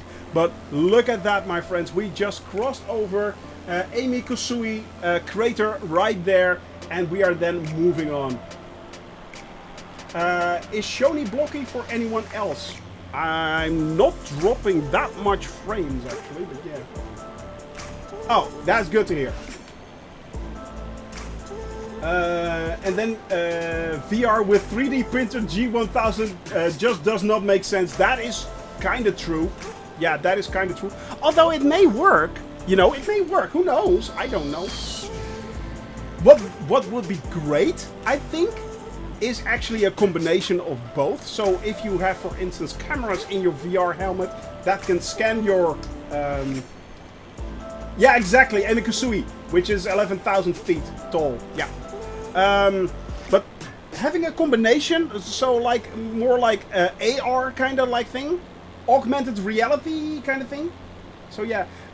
So when is Sim Update 6 now? I think it is at the end of the month. I think it is at the end of the month, actually, there. I'm not sure. Hey, John Twitch! Good to see you, buddy. Hello, hello. Thank you very much, John Twitch, for asking. I am doing great. I hope you are doing good as well. I hope you are doing good as well. In October, it is Sim Update 6 October? Let me see. Let me see before I say something completely stupid. Won't be the first time, won't be the last. For Microsoft Flight Simulator, there we go. We redeemed the extra hydrate. I'm going to have my sips now. I know, I'm pretty sure that there will be another sip coming up. Sippity-doo-dah. Sippity-day. Let me see. Development roadmap. There we go. That's the roadmap.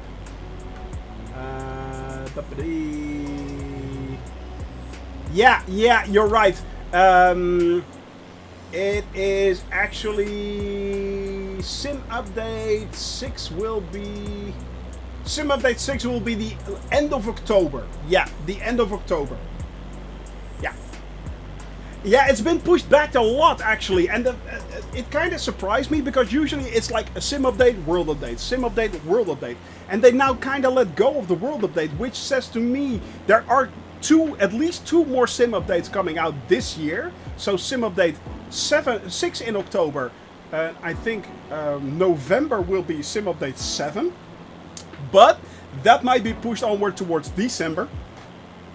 And to be honest, I think it would not surprise me that they are currently like consoling the updates that they're doing to just sim updates, so to make sure that everything just runs fine. And let's face it, in December they won't be doing that much work anyway. Usually you have the holidays coming up, you know, it kind of throws a wrench in there, so yeah. But indeed, it is now pushed back to October. That is Sim Update 6. And I think Sim Update 7 is set for... Yeah, Sim Update 7 mid-November right now. Mid-November. So, yeah. Struggling with the Reno done. Yeah, Reno is, of course, also coming up. The air races.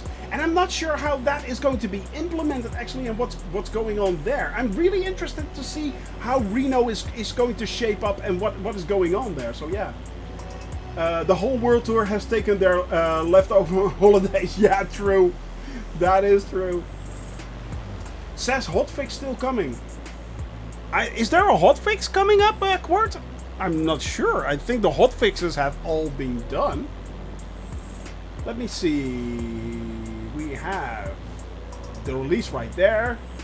SDK. Then in the end of September will be the release of the Junker U52. So that will be the plane. Evil Worm, good to see you, buddy. Then in October we will have Sim Update 6. But nothing here states of a hotfix. No hotfixes there, so no, I can't find anything of worth mentioning of a hotfix. I don't know, so I don't know about that, to be honest.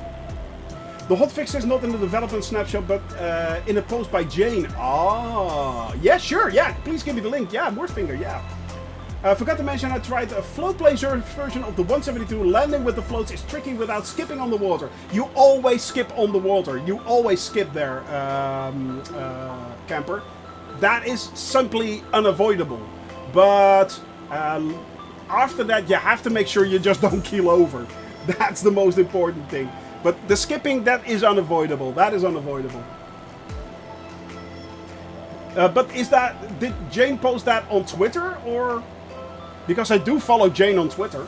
So yeah. Not with the Yoko. Rub it in, why don't you?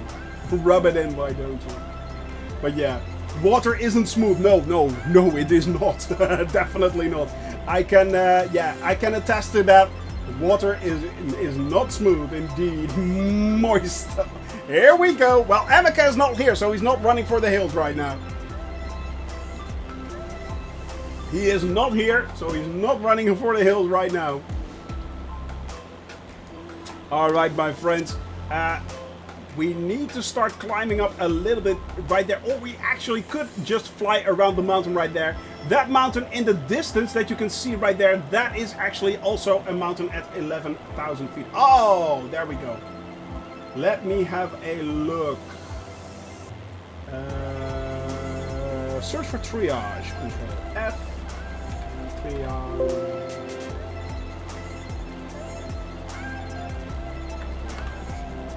Community triage update. You know what? I am going to. Hey, DC Viper! Good to see you, buddy. Good morning. Good morning. Good morning. Glad the piggies are okay. Yes, my friend. Yes, the piggies are doing great again. Yeah. Unfortunately, as some of you may know, I have 2 tiny guinea pigs. And the oldest one is 6 years old. He's very old, actually. The youngest one is just nearly a year old. And for the first time yesterday, they actually got into a fight. They usually just get along fine. They're fine. Both Pippin, the youngest one, and Joey, the oldest one, are fine. But yesterday, they actually got into a scrape. And yeah, Joey kind of actually, Pippin bit off a bit of Joey's ear. And Pippin then got pounced on by Joey. So yeah, egos were bruised. Basically, egos were bruised, and tiny little upstarts were put back in their place. But yeah, it does mean that Joey's ears are now frayed, unfortunately. However, that usually does happen with piggies, so yeah, it's kind of a thing. And you don't call Joey Mike Tyson. No, no, no. Yeah, well, the pouncing and the ear biting thing, that is, yeah, I see where you're going with that, by the way. Well played there, Evil. Well played. There you go. But yeah, it's... No, they're fine, they're fine. I just wanted to make sure, take them to the vet. Wanted to make sure, and now they're good, so yeah. It was Evander Holyfield that got bit in the air by Mike Tyson, actually. Yeah, by Mike Tyson.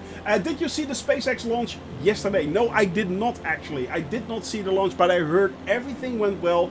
I heard that the 4 people are now currently in orbit for about 3 days. So, yeah, it's... It all went well, if I'm not mistaken. So that is good to hear. That is good to hear.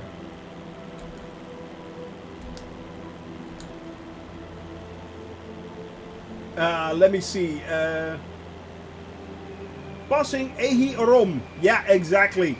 Exactly. 28. Yeah, you're way ahead, way up there already. But yeah, that is the second mountain right there that we are headed for. That's like 150 times as long as Bezos. DC Viper, I had bowel movements that lasted longer than Bezos was in space. Yeah, and I'm not kidding, actually. I am not kidding. Amica! There is my main man. Hello, my dude. Hope you're doing well. And when he comes in, I actually am talking about bowel movements. No, it's not about you. But yeah, I basically had bowel movements that lasted longer than Jeff Bezos was in space. So... yeah. Let's just keep it at that. But yeah, it's and I think they're doing tests and stuff like that. So yeah, but it's also a fundraiser as well for St. Jude's. It is a fundraiser as well. I think that the guy that actually bought the tickets already paid 200 million, and he wants to raise another 100 million or something like that. So yeah, I'm not sure how it works. I don't know. I don't know. But yeah, it's. I made a huge stake for New Year's Eve. I know what you mean about long movements. Yeah, exactly. Here's your executive summary from James Post. There are some bugs discovered this week from the recent update, and we plan on releasing a hotfix in the coming week.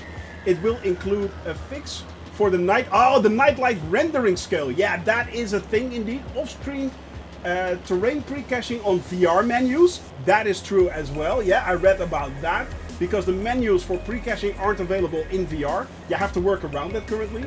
Minor world and water mask cleanup. That is good to hear, and a few more items. So basically, it's all cosmetic and UI, basically. Cosmetic and UI. For those that are wondering, the nightlight problem is actually if you set your rendering scale at more than 100%, the night light is completely off. If you look in constantly from left to right, you will see it constantly jittering. It doesn't work correctly.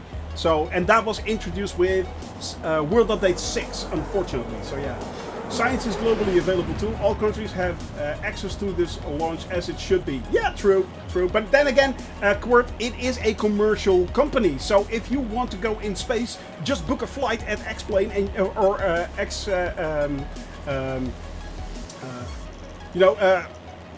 Good lord, what they're called, X something, whatever, and basically you can buy a SpaceX. Sorry, SpaceX. Yeah, you can buy basically a flight. Yeah, SpaceX, exactly. DC Viper. Yeah, you know, you can buy it. It is, yeah. Zugra at Foxtrot Tango Tango Zulu. We are not landing Fire Sandy. We are landing at Aozou. So once you actually reach the runway, head towards heading.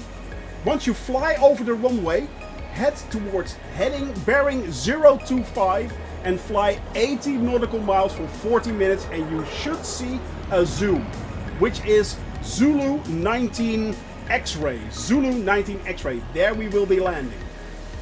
So this is the actual flight plan that we are doing today, and you are all welcome to join us, by the way. You are welcome to join us, so yeah.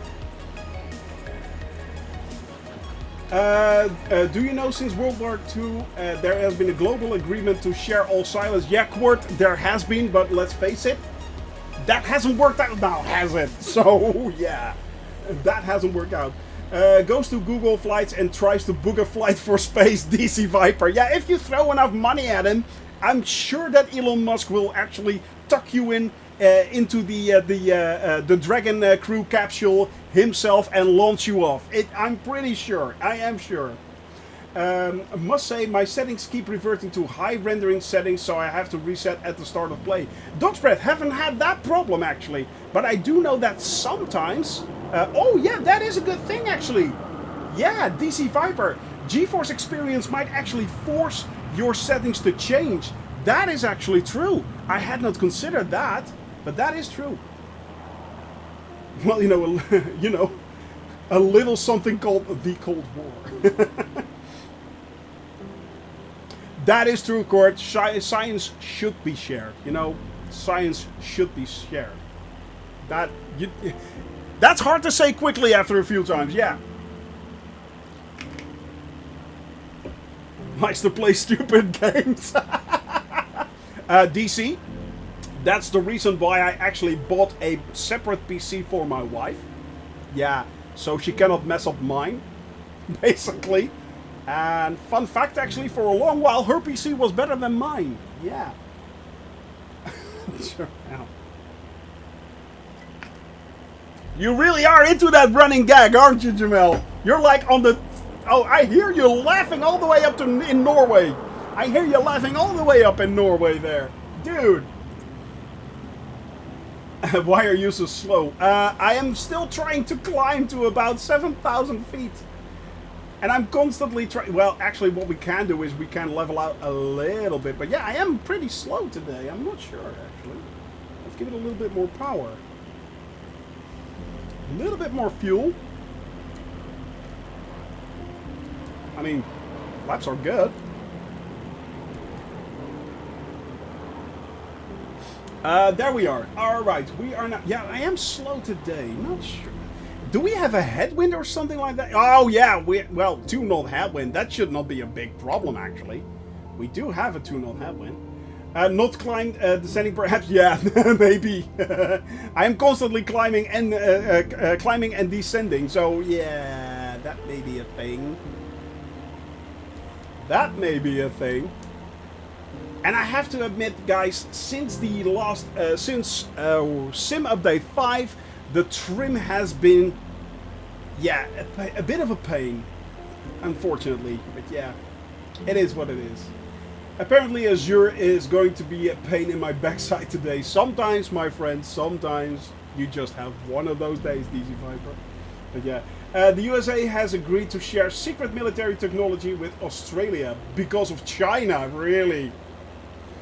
You're getting nuke-powered subs. Wow. And just a test to see if jet pilots here can fly slow.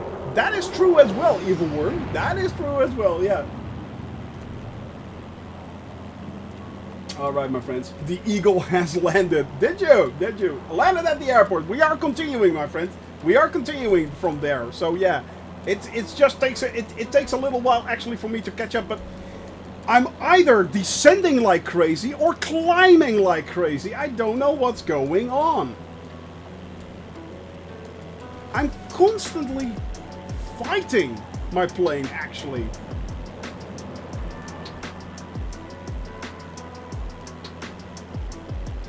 It is kind of annoying. I really want to level out, but it just doesn't. It just doesn't. Apparently it's one of those days.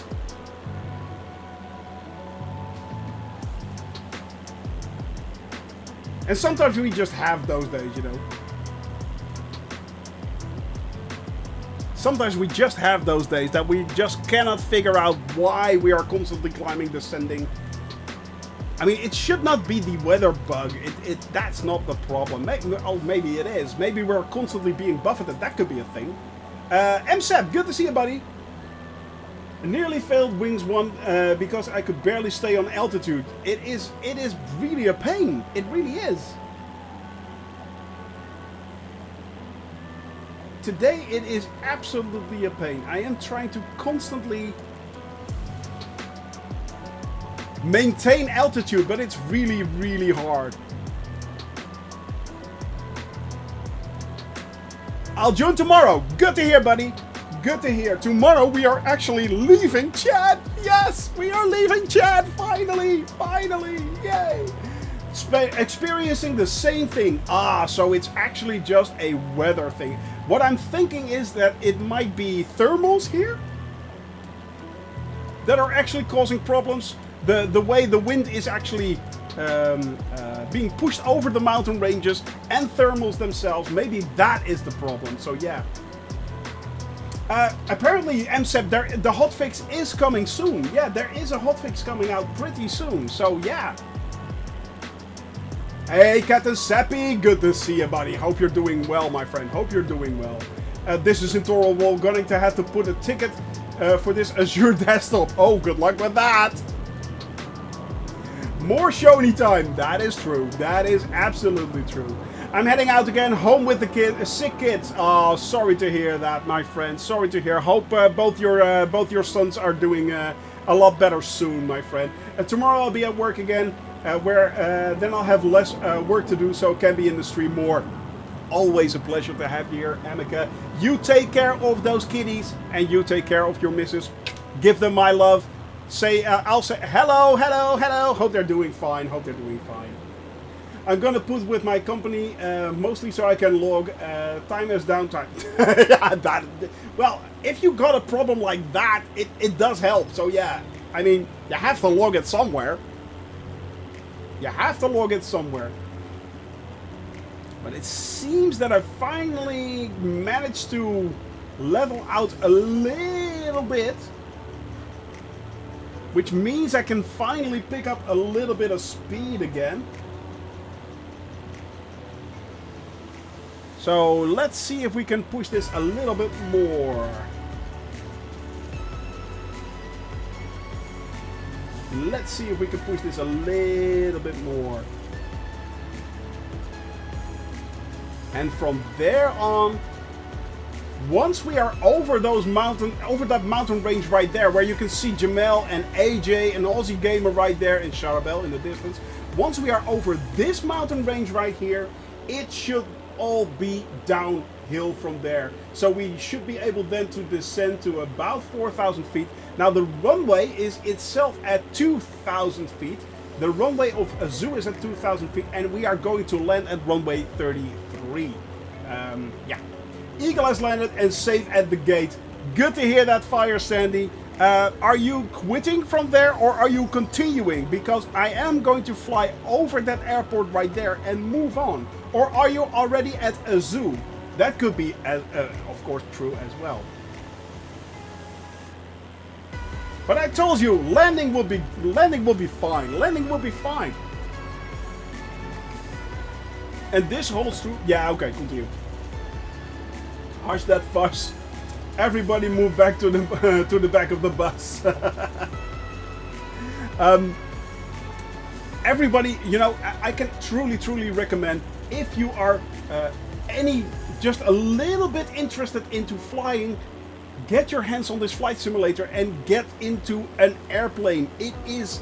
I am flying this manually, my friends. I started out a year ago flying this plane, having no clue what was going on, and just by flying, I basically taught myself, and you guys, of course, taught me so much.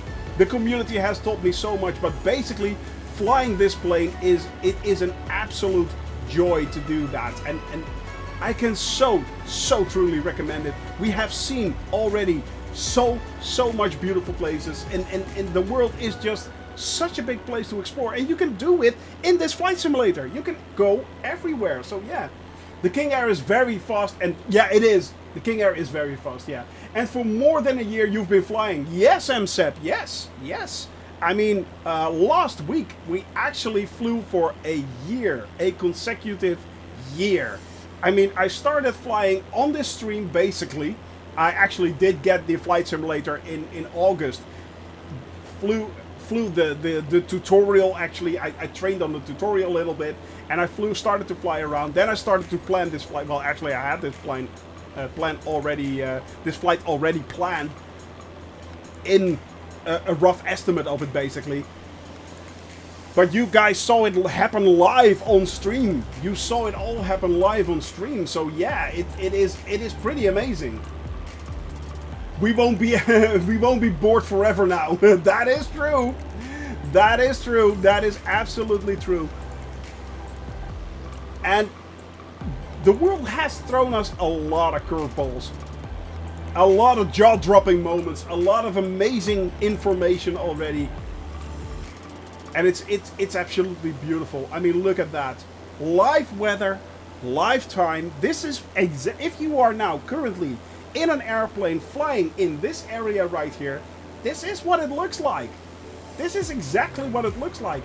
If you are right now in the cockpit, right there, and you look outside, that is what you see. A big blooming mountain ahead of me. Yes, we need to climb. I know, right? So yes, we are going to climb. Wombat, thank you very much for that follow. I really do appreciate that, buddy. Thank you very much. Welcome to the cabin crew. Hope you are enjoying yourself. So yeah, we are currently, once again, climbing. Unfortunately, we are climbing. We need to climb to about 11,000 feet. I think I'm going to see if I can fly through that pass right over there. So fly through the middle of that right over there, and then we are on our descent, our flight down actually towards the border of Libya, and that is way over there in the distance. That is actually the border of Libya. That is where we are headed for.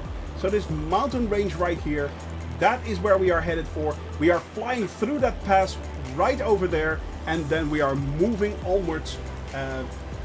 First off, you can actually land at Zugra, which is Foxtrot Tango Tango Zulu, and from Foxtrot Tango Tango Zulu we are moving on towards the military airport of Aozou, and that is Zulu 19 X-ray.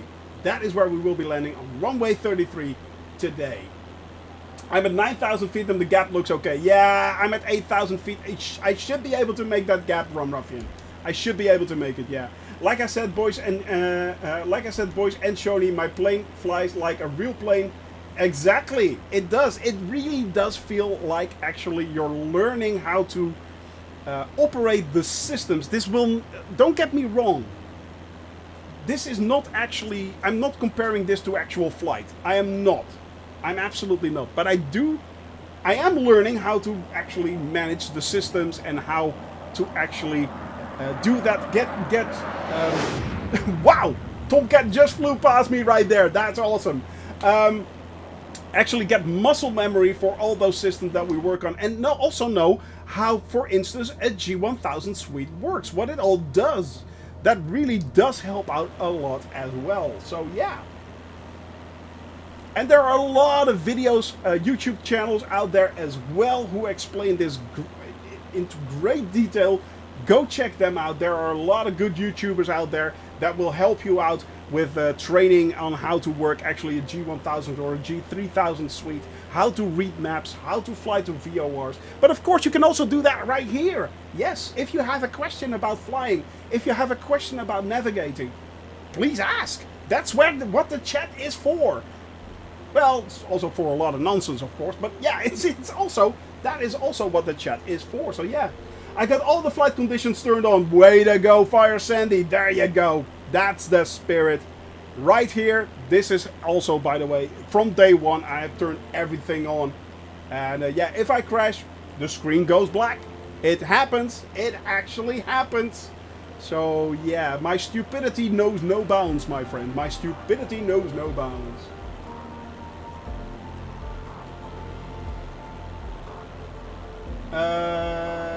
Yeah, I think it's to tell you the truth.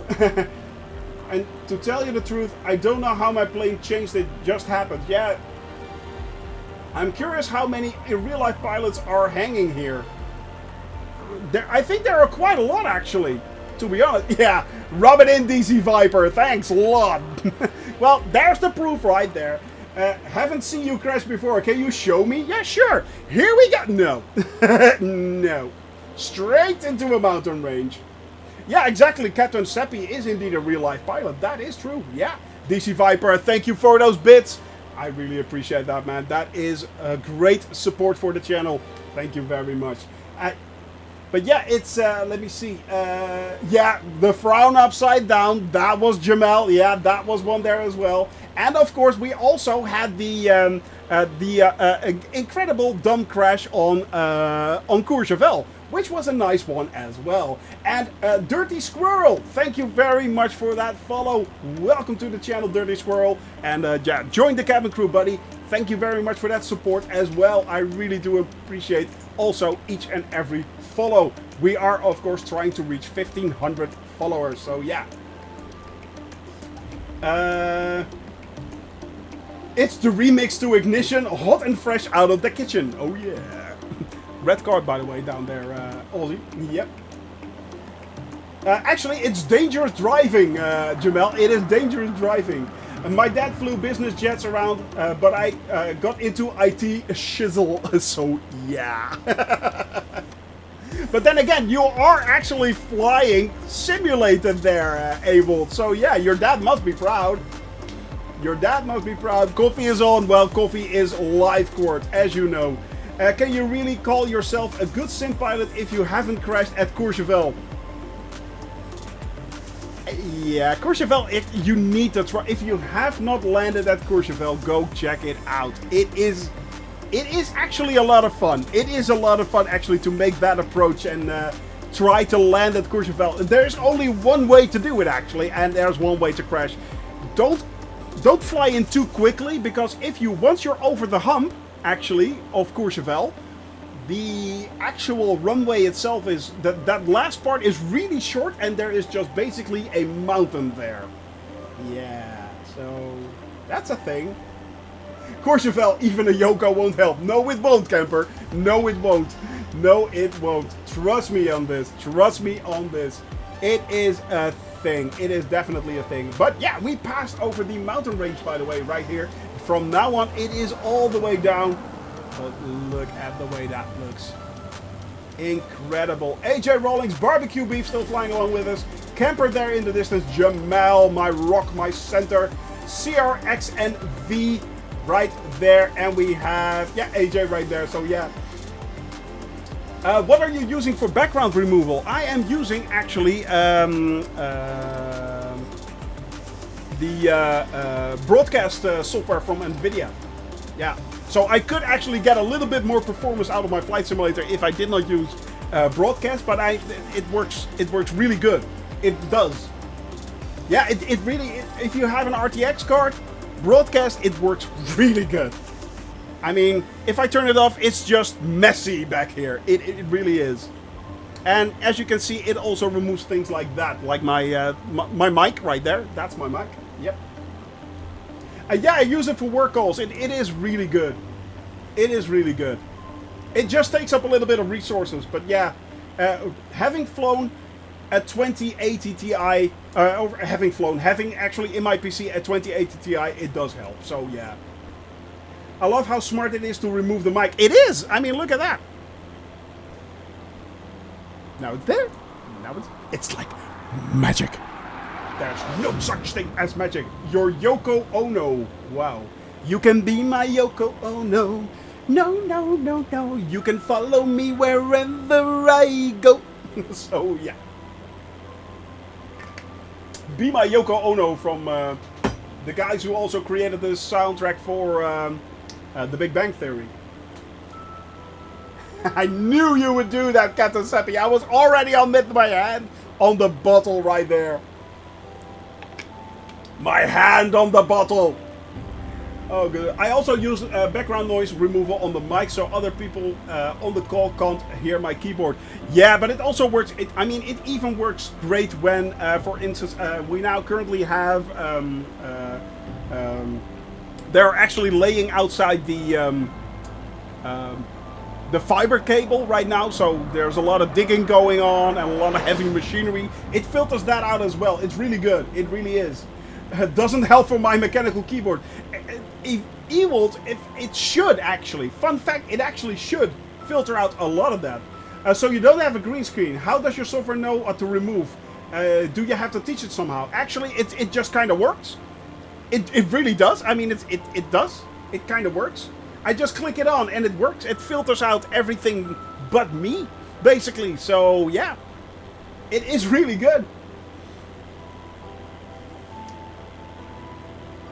Losing you are? Jamil, you're over there. But yeah, it just filters it out. It is really good. Damn, let them hear my keyboard noises so they know I no longer have in my interest or attention. Wow. That's like ticka ticka ticka. Yeah. Yeah, I don't care what you're saying. You go away now, I'm done with you. Yes. Yeah, mind blown. Worst Fingers, it is really, really that good. I mean, I was kind of skeptic at how much resources it would take, but it's not that bad, actually, to be honest. It is not that bad. So yeah, it is pretty good. And it works amazing. I've been using this for months on end right now. For months. No worries, no problem. It's all great. So yeah, I have broadcast putting a screenshot from Aero Cabin behind. Yeah, it looks like I'm in an airplane. DC Viper. Yeah, that's an option as well. I mean, it's not just background removal. You can actually add screenshots behind it, or you can actually have pictures or movies running behind it as well. So yeah, it can even do things like that and add you in front of a movie or anything like that. It is pretty cool. NVIDIA broadcast, yeah, Moonfall, yeah, it really does work good. And I mean, I can just turn on or turn off the noise filtering on my mic as well. It is really good, yeah. Need to get a microphone suspender. Those things are just cool. The one I have, actually, this one right here, is well, the suspender itself. That is part of the HyperX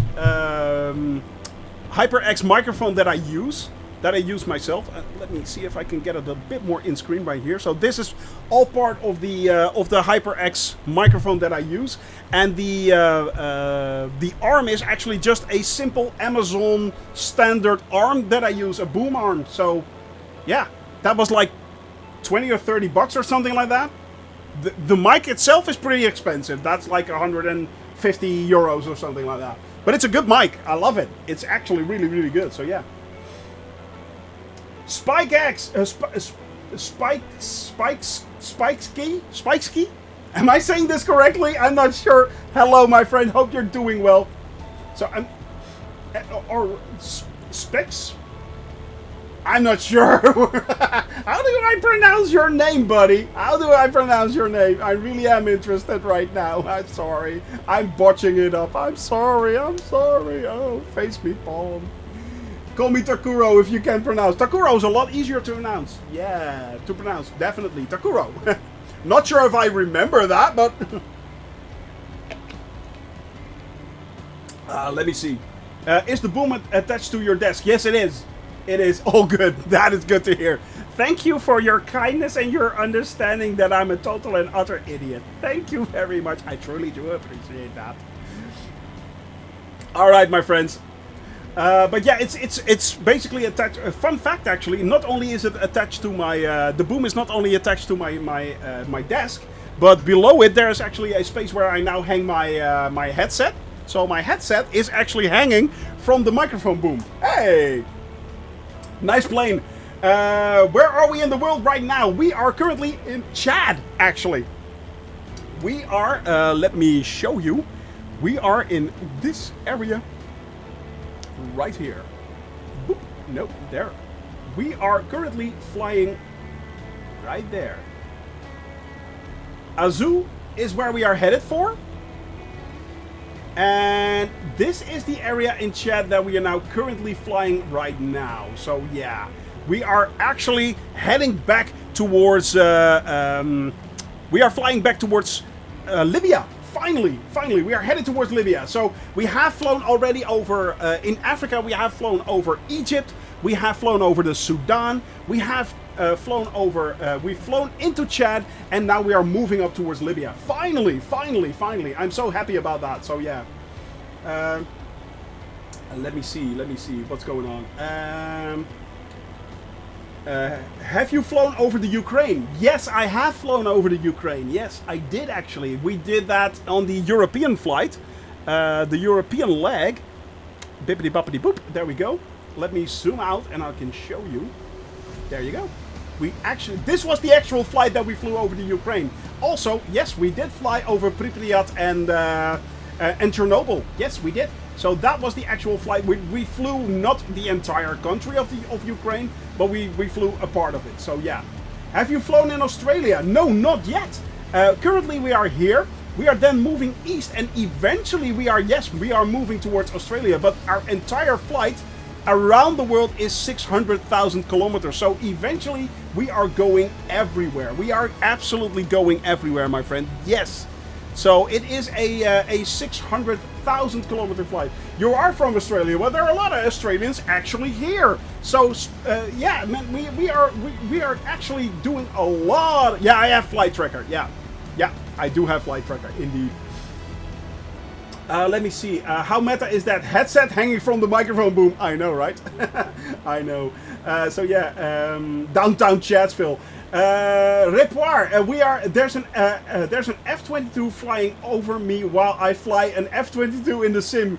Ooh, that is meta. That is meta right there. I guess we both had very different priorities. Indeed, but that is very, very meta, my friend. That is very meta. But yeah, we are actually flying 600,000 to every single country in the world. That is where we are headed for. And it's a lot of fun. It's a lot of fun. And it's not just me, my friends. It is a community flight. We are flying it with everyone. So yeah, it is a lot of fun. Oh, Jamel, that is extremely generous of you. Thank you very much right there. Quirt just got subbed on the channel. Thanks to Jamel. That is very generous. Thank you, buddy. Thank you. I really do appreciate that. I really do. But yeah, it is... put a capital A if you're from Australia. And there are a lot of Aussies in the chat, actually. There are a lot of Aussies in there. So yeah, it is good to have you. Can I see the cockpit? There you go. Right there. This is the cockpit. With, of course, the obligatory sticker right there. Keep in mind, pilot's an idiot. You have been warned. So, yep. And yeah, this is the Shoney cockpit right here. We have, of course, the leather seats right there. Well, actually, it's not real leather. It's pleather. It's basically better than leather. It cannot basically fade and age. So that is really good. It does look comfy. Yeah, the seat right there. It supports your tushy very, very nicely. There is heating in there if you want it. Very good back and lumbar support. So bit leather. Yeah, exactly. So yes, it is very nice. Of course, we have this SG logo on the yoke right there as well. Not much room other than that. There is no room to pee, of course. Yeah, but it's nice, you know. I mean, the cockpit is very well kept right here. I can't complain. I can't complain. It's nice. It's nice. Anyway, how long until you land? Let me see. Well, we are currently moving towards. We have 20 minutes before we actually reach Foxtrot Tango Tango Zulu, and from there we have another 40 minutes to go. So it's about an hour of flying left. About an hour of flying left. And then we are landing on Aozou, and that is a military... Don't tell anyone, it's a military airport. We cannot land there officially.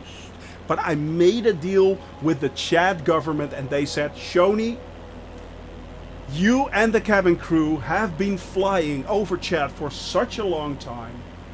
You all have been giving us so much good vibes and so much love. You all...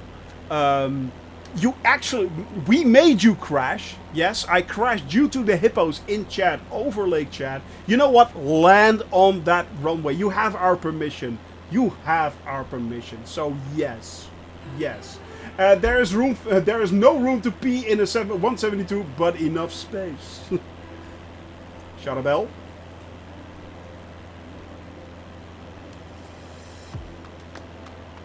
Red card right there. For those that are wondering, if you do a dad joke, you get a red card. That's a mark of honor. That's a mark of honor.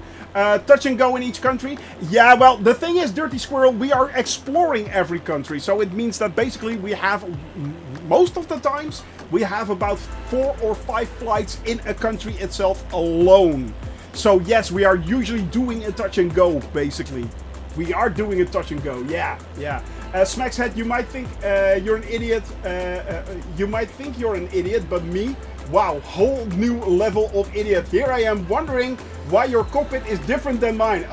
I'm in a caravan, not in a 172. Rum Ruffian, there are a few significant differences between the caravan and the 172, but they both start out with Cessna. I got you there. So yeah.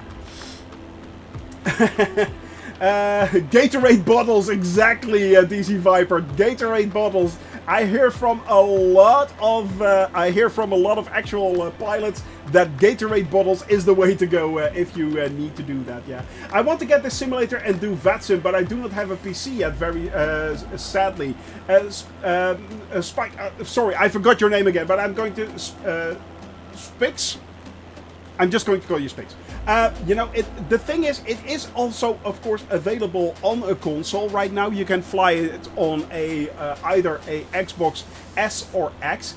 But having said that, you don't have an Xbox S or S as well.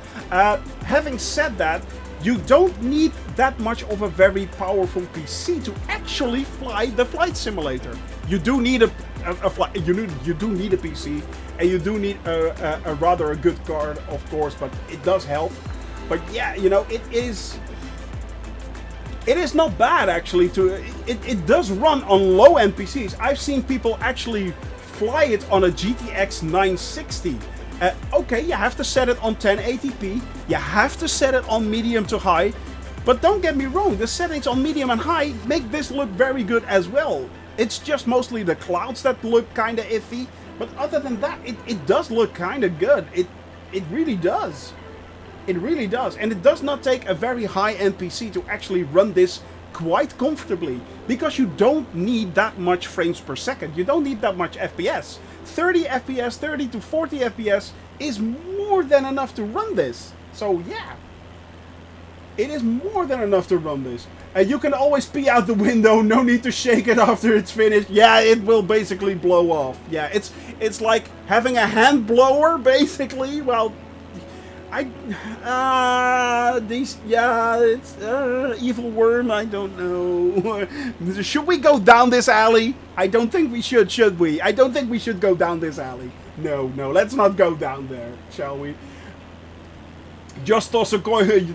Just don't toss your Coke bottle out of the window. Yeah, that might be problems. Love aviation, but have never played a simulator.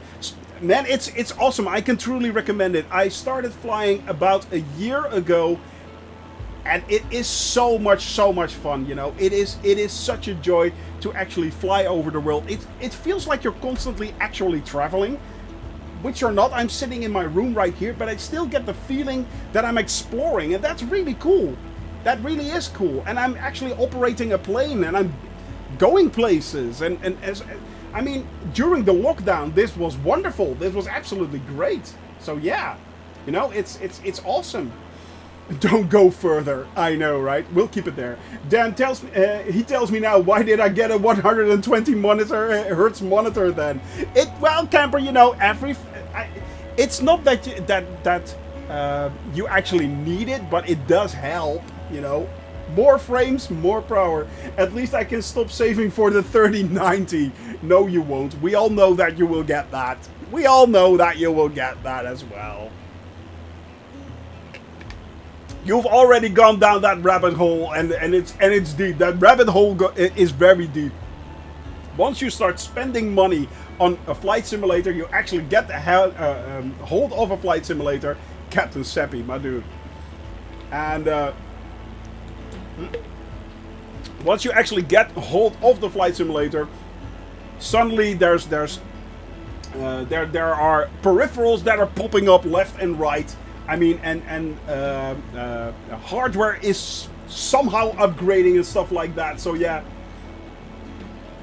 you know, it's a thing. It's a thing. So yeah, it's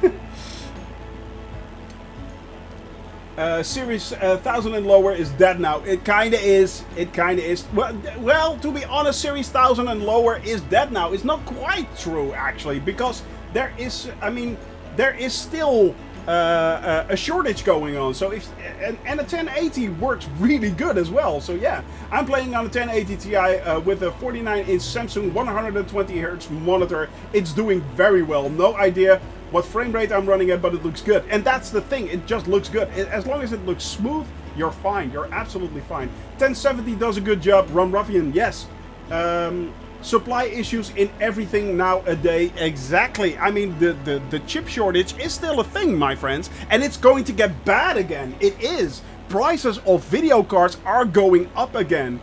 They are. If you can get your hands now on a reasonably priced video card, do so now, because in a few months time, trust me, prices will go up like crazy again. They will. So yeah, mine does everything I needed to do. Exactly, Weem. You know, exactly. I mean, a 1080 is a 10 series card is still very, GTX 10 series card is still very good. It is. It will work just fine. It will work perfectly. I mean, my wife still has a 1080, not a 1080 Ti, but a 1080. She still can run most games at high resolutions at 120 FPS. So yeah, it is fine. $2,500 here for a 3080 Ti. Man, 3080s are still very expensive. So yeah, I got my 1070 just before the pandemic, having no issues. Man, as I said, Dirty Squirrel. I mean, it's not like you don't. And the kidney. Sorry, that made me laugh. But yeah, I mean, it still runs very, very well, you know? It runs very well. Don't get me wrong. I mean, I'm very much enjoying my 2080 Ti. I'm very, very blessed with that as well. Kind of want to build an R5000G based PC to see what kind of performance is possible. True. Calgi, 3080 for 1,500 euros. Yeah, not buying. They are expensive. 3080s, 3080 Ti's, 3090s. Don't even get me started on that. I mean, like $3,000. But then again, don't get me wrong. Before they actually went into the 3090 series, which is new right now. Because there is no 2090 or a 1090, those don't exist. Those were actually the Titan cards. And the Titan cards are not officially meant for gaming. So the 1390 is now being pushed as a gaming card, as the Titan also was used for that. But don't get me wrong, it's in the same league. So what used to be a Titan is now actually a 3090. So yeah, make sure you actually understand that. Because they are very, very expensive, so yeah. Oh dear, apparently subs get shown banner ads now. They are? They shouldn't? Really? No. Is that a new thing? Is Twitch... Nah. I'm sorry, my friends. There's nothing I can do about that. There is, unfortunately... I don't think there's anything I can do about that. Let me look into it, but if I can remove the banner ads, I will. But it would not surprise me if that was actually something that Twitch just implemented. So yeah. Yeah, Twitch just made my Shoney window smaller and put a banner ad down there. Oh, really? That is annoying. And you are a sub! So that should not be happening. So yeah. Let me see. I just got to stick with what I have now, which is a 1.42 Celeron laptop. Yeah, okay. That is not possible to actually fly this flight simulator on. That's true. That is not possible. That is not possible. Are you gonna get one of those 4080s? Maybe. Maybe. No, actually, the first one that actually might need the upgrade is my wife, so she might get the 40 and I might get the upgrade after that, but yeah. Thank you, my dear, thank you.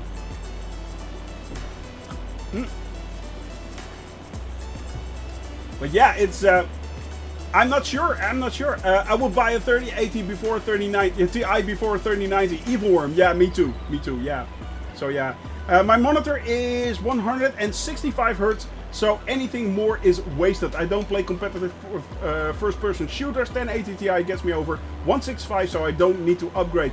There you go, Weem. Exactly that. Yeah. I mean, it's nice to have a very, very fast video card, but if you have a very low-end monitor which cannot keep up with the frame rates, you're basically stuck anyway. So yeah, you cannot get above that. So yeah.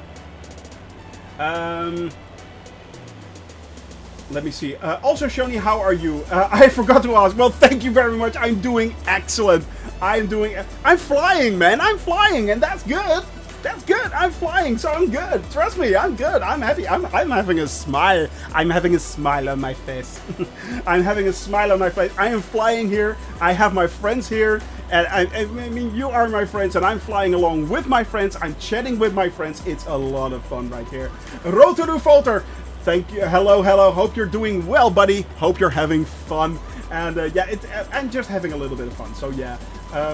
Also, never buy a gaming laptop. Well, the thing is, kind of depends on what you're actually looking for. But yeah, I wouldn't go for a gaming laptop myself. I always want to upgrade my PC and my PC parts. And it is damn near impossible to actually upgrade a laptop. Other than, for instance, memory and, of course, hard drives, but that's about it. So, yeah. It would not be my first choice to actually go for a laptop, but, yeah, in some cases, there are actual, yeah, there are reasons to buy a laptop, so, yeah. Suggestion for PC spec for the simulator. Don't overdo it. To be honest, funnily enough, don't overdo it, you know? This flight simulator does not need a large amount of or very high-end GPUs. It doesn't need high-end CPUs to actually have it run really good. If you're running it in 1080p, trust me, it will run fine on even the 20 series cards or the low-end 30 series cards. Work fine. It will work fine on AMD stuff. It will absolutely work fine. So yeah, you know, don't get start out low. I would suggest start out low. Yeah. FireSandy2020.com is on if you boys want to chat with me. There you go. I've never understood how upgrading works. I tend to leave it as long as I need a whole new one. Yeah, well, upgrading, I've always done that. I actually always done that. Usually I start out with either memory or the GPU. Those are usually the ways to go. And especially the GPU. CPU kind of works, so yeah. Hi for men. Well, hello there, Roteru. Hello, hope you're having fun, my friend. And yeah, hope you're enjoying yourself. So it's, yeah. Paying for a gaming laptop might as well buy a console way cheaper. You act for Microsoft Flight Simulator, Dirty Squirrel, you actually have a point. You actually have a point. yeah, if you get like, can you get your hands on the $300 X or S series, it will run just fine. Trust me on this. Manners maketh man. Thank you for that 3-month support right there, Kingsman. How are you doing in Liverpool, buddy? Hope you're doing well. Hope you are doing well. But yeah, that is quite true. But yeah, there are a lot of things you can actually, well, cheap out on is a big word, but yeah, you 1050 Ti and a Ryzen 3 to go for a start. Yeah, well, sure, Spike. Yeah, if you want to start out, why not? Why not, man? 1050 with 1050 Ti is actually. It kind of depends on what you want there, Quirt. It kind of depends on what you want. It really does. Thank you very much there, Roteru, for the follow. I really do appreciate that, and I really appreciate your support. Thank you, thank you, thank you. My buddy had a briefcase kind of thing for his Xbox, had a small screen on one side, and he traveled for work and could play easily. That is actually pretty cool there. That is actually pretty cool. That is fun. That is fun. Gaming laptops are a compromise, to be sure, but they do have their place. I agree with you right on that, DC Viper. They do have their place. I think you're, of course... I am? No! No! I'm just slow! I'm really slow, Weeb! I am really slow! So yeah.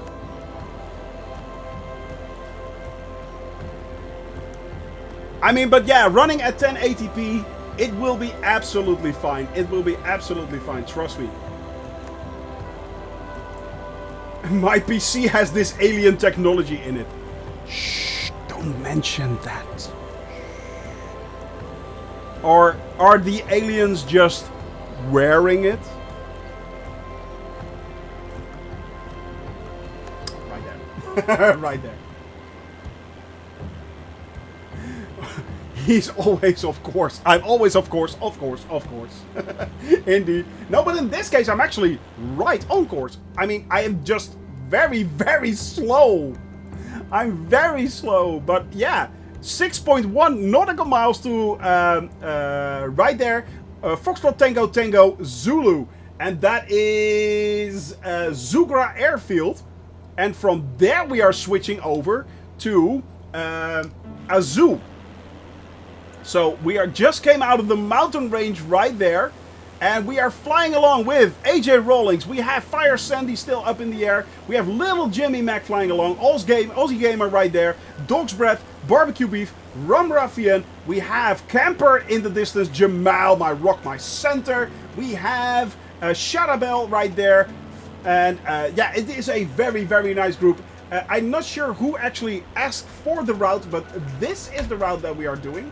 So yeah, no, this is still a bug. I don't know how to get this correct, funnily enough. So yeah, what we actually need to focus on right here at the top is actually this, the heading. The heading, yeah, I know it's wrong, but yeah, I don't know what's going on. GPS line in the outside view is pointing the other way. I know it is. It is really strange, and I can't get it. I can't get it fixed. I don't know what's going on. I'm landed at the airport. Fire Sandy, you're on the ground again. Way to go. Start saving and buying parts. Don't need to buy everything at once. Dirty Squirrel. Yes, that is very, very true. That is very, very true. Yeah. Yeah, that is very true. Let me see. We are now actually getting very, very near. Mortgage your house. I think Camper actually did that. So, sorry, Camper. I couldn't resist. I really couldn't resist. Sorry. Sorry. Sorry. All right. But yeah, I mean, once you actually get a decent PC going, or get a second hand, you know, or a pre-built even. Get a pre-built these days. They're pretty good, actually. Get a pre-built. They're not that bad. They're not that bad. Just make sure you don't get one from Walmart or something like that. But yeah, there are a lot of very good pre-builts out there. So, and fun fact, the GPUs in them aren't that pricey. There was even, a few months ago, there was a trick where you can actually, if you bought a pre-built, If you bought a pre-built, just and you wanted just the video card, take out the video card, sell off the parts, basically for near retail price, and you could get for instance, a 3080 card, which would have cost you nearly $3,000 to $4,000 at that time, for about $1,500. That was a really good deal. So yeah, get a pre-built. FanF, thank you very much for that follow. Welcome to the cabin crew, buddy, and thank you for that support. I really do appreciate that. On to 1,500. On to 1,500, my friends. Yes, 1,500. That is where we're headed for. True. DC Viper, yeah, true. But there are a lot of pre-builds out there that actually use GPUs and stuff. I mean, you don't get to choose the GPUs that you may want. And we are going to make our turn, by the way, right now to bearing 025. We are now turning to bearing 025 right here. 3, 2... Turn to everything, turn, turn, turn. There is a route, turn, turn, turn. Okay, bearing 0 to, well, I'm going to adjust it a little bit, but 0 to 5. I'm going to press the button right there. Make it to 0 to 5. And then adjust the heading. We are now currently about 80 nautical miles away. That's less than 40 minutes. And then we will be landing on a zoo in the distance right there. That is where we are landed. Let me see. I spent ages looking at parts, but I didn't have the money for what I wanted. So I found a company that pre-built what I wanted. They charged me £70 more than I could have built it myself, but they gave me 3 years to pay it on 0% interest. Rum Ruffian, that is a very, very good deal. That is a very good deal. I really have to admit that. That is a good deal. But all my parts are from Canada Computers, and they built it for me. Dirty Squirrel, yeah, of course, why not? You know, if you're not that confident in actually building a PC, then that is actually the way to go. Just order your parts and have it pre-built. In the Netherlands, you can do that through Alternate, for instance, and I think AzerT has that as well. I'm pretty sure that is now a worldwide thing, so yeah. Well, there, yeah, 1030. I wouldn't do a 1030, my friend. A 1030 might be a bit too low. Might be a bit too low. I think you can actually do better for that price. I think you can do better. So yeah, Micro Center in the States will do the same. Micro Center, of course, in the United States, very well known Micro Center. Go check them out. Very, very good price as always. So yeah, DC Viper, completely agree. Completely agree. And if you're not that confident, I could replace the GPU. Yeah, you could. If you, in the pre-build, you could do that. Yeah, why not? Yeah. Have never bought my own PC as a pre-build. I have built my own PC since I was 16, now 44. I've lost count of the numbers of PC. Yeah, I know what you mean, Camper. I have the same thing. You know, I always built my PC myself. Always got the parts myself and always built everything. So yeah, from an early age, I'm not even sure how many PCs I've built, but it's a lot. It is a lot. It's over, I think, 30 or 40 PCs that I built, if not more. So yeah, that's the first, and it's heavily modified. True. Anybody who's getting lost, getting to the airport, look for my name and fly to it. Well, you are in the distance right there, and I'm heading straight for you, Fire Sandy. I am heading straight for you. I'm bearing down on you, buddy. So yeah. But yeah, if you are if you're not that confident, go check out a pre-built or watch YouTube videos. I mean, there are a lot of YouTube videos out there that can actually help you. I mean, there are a lot of good channels. For instance, Linus, I know he's kind of a shill, but still, you know, Linus has a lot of good building tips on how to build PCs and stuff like that. Linus Tech Tips, that's very good. Boons, thank you very much for that follow. Welcome to the cabin crew. Thank you very much for that support, my friend. Thank you very much. But yeah, it is. I mean, there are a lot of good build channels out there. Linus is one. I myself follow Jace2Sense as well. I mean, some people don't like him, but I do. He kind of makes me laugh. So yeah, you know, it's especially the what's it called? The tools that he's now. Yeah, Jace2Sense is good. He is actually through Jace2Sense. Actually gave me the confidence to actually build my own water cooling PC. So yeah. He actually gave me the confidence to start building my own water-cooled PC, and yeah, without him, I could not have done that. Should see his mini PC series. Those are very good. Yeah, they are very cool. So yeah, Bitwit, exactly, also good. Paul's Hardware, very good. Don't forget Gamers Nexus. I mean, Steve, very good as well. There are a lot of very Gamers Nexus, exactly. Jace is happy medium between. Yeah, that is kind of true. Yeah, I kind of agree with you on that, DC Viper. Yeah, but yeah. Wonder if they have a setup for Flight Sim. Would not surprise me, Dirty Squirrel. Would not surprise me. I like him, but he does too many talking head videos for me now. Prefer more practical stuff. Yeah, well, actually, he's getting back to the more practical stuff himself right now. Talking head videos is kind of, yeah, he's kind of not doing that much anymore. And he's back on streaming, Jace2Sense. Yeah, Jace2Sense, I'm talking about Jay, yeah. I mean, he's an awesome guy. I really, really am very, very happy that I started following his channel, so I actually got the hang of, actually building my own PCs. So that is really cool. Everything Simulation, thank you very much for that follow. Thank you for that support. Welcome to the channel. Welcome to the cabin crew.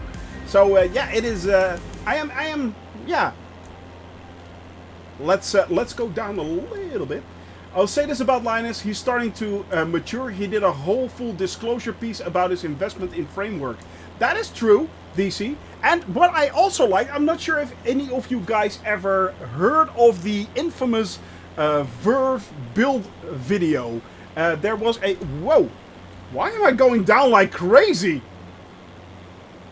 Yikes. So, yeah, I basically dropped about nearly 700 feet in like a second. What's going on here? Wow.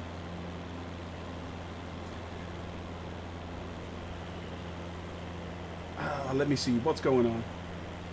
What are your thoughts on cloud gaming? I'm kind of on the fence about that. I'm not sure. On the one hand, I do get why cloud gaming can be a thing. On the other hand, I'm very old school and I just like to have ownership over most of my software. If you get my drift. You know, I have an incredibly large library in Steam. Over 2,000 titles. Yes, I am not kidding. I actually do have over 2,000 titles. And yeah, it can work exactly for certain games. Exactly. I mean, let's face it, World of Warcraft is, for instance, kinda cloud gaming. It kinda is. You pay the subscription to get access to World of Warcraft, and most of it is played on servers anyway. So the MMOs have done. Yeah, it is, Jamel. It is. It's like bouncing all over the place. So yeah, I mean, basically, if you have been playing Hearthstone card games, exactly. I mean, they are actually kinda, yeah, you know, kinda cloud-based already. I think cloud gaming is when all the rendering, etc., non-remote. Yeah, it is true. That is kind of true. Kag, thank you very much for that follow. Thank you very much for that support, and welcome to the cabin crew, my friend. Now, MMOs don't work like that. I know they don't. I know they don't. Clifton, also, thank you very much for that follow, and welcome to the cabin crew as well. Thank you for that support. But yeah, you are quite true. It is basically what you do is you open up a browser and you start basically playing. That is what cloud gaming is. And as I said, I am kind of on the fence on that. I don't know, you know. Right now, I have to admit, I have tried, of course, cloud gaming from Game Pass, because I own a Game Pass. So yeah, Microsoft Game Pass. It works. It kind of works.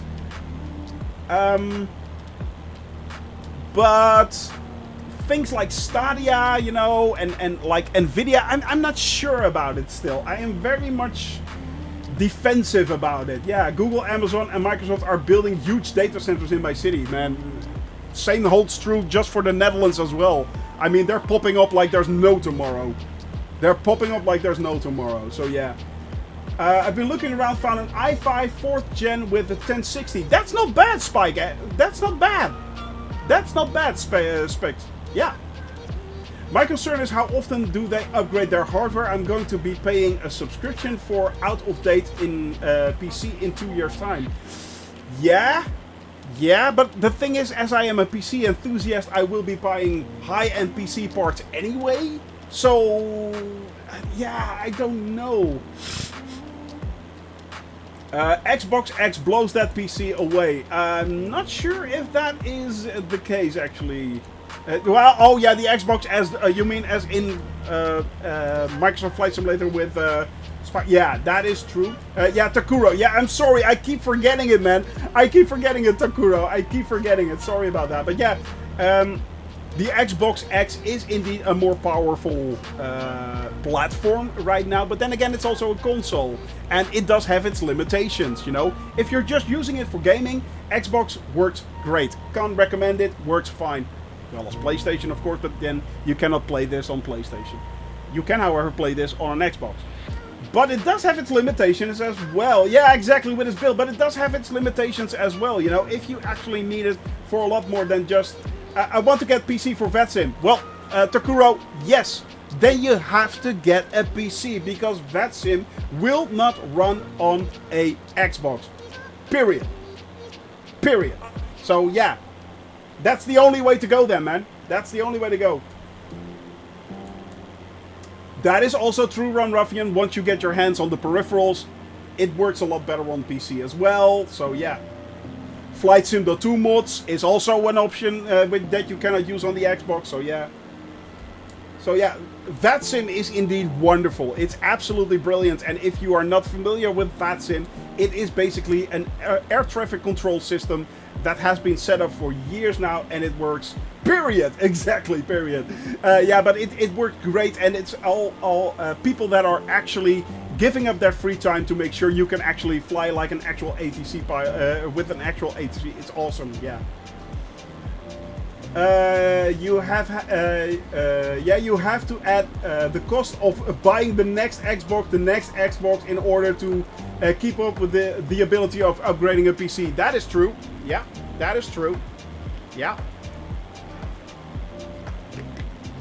Quirt, it's never gonna happen. VetSim, it will not work on a console. Never will.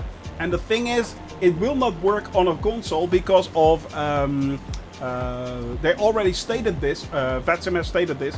It has to do with network security issues. So they have to open ports on an Xbox that they really don't want to do that. So, yeah.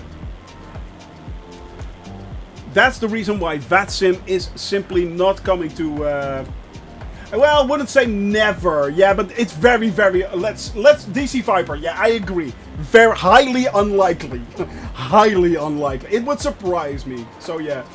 Getting late for me. It's almost midnight. Gonna head off to sleep. Thanks for the stream. Takuro, thank you very much for being here. Thank you very much for your follow. I really do appreciate that.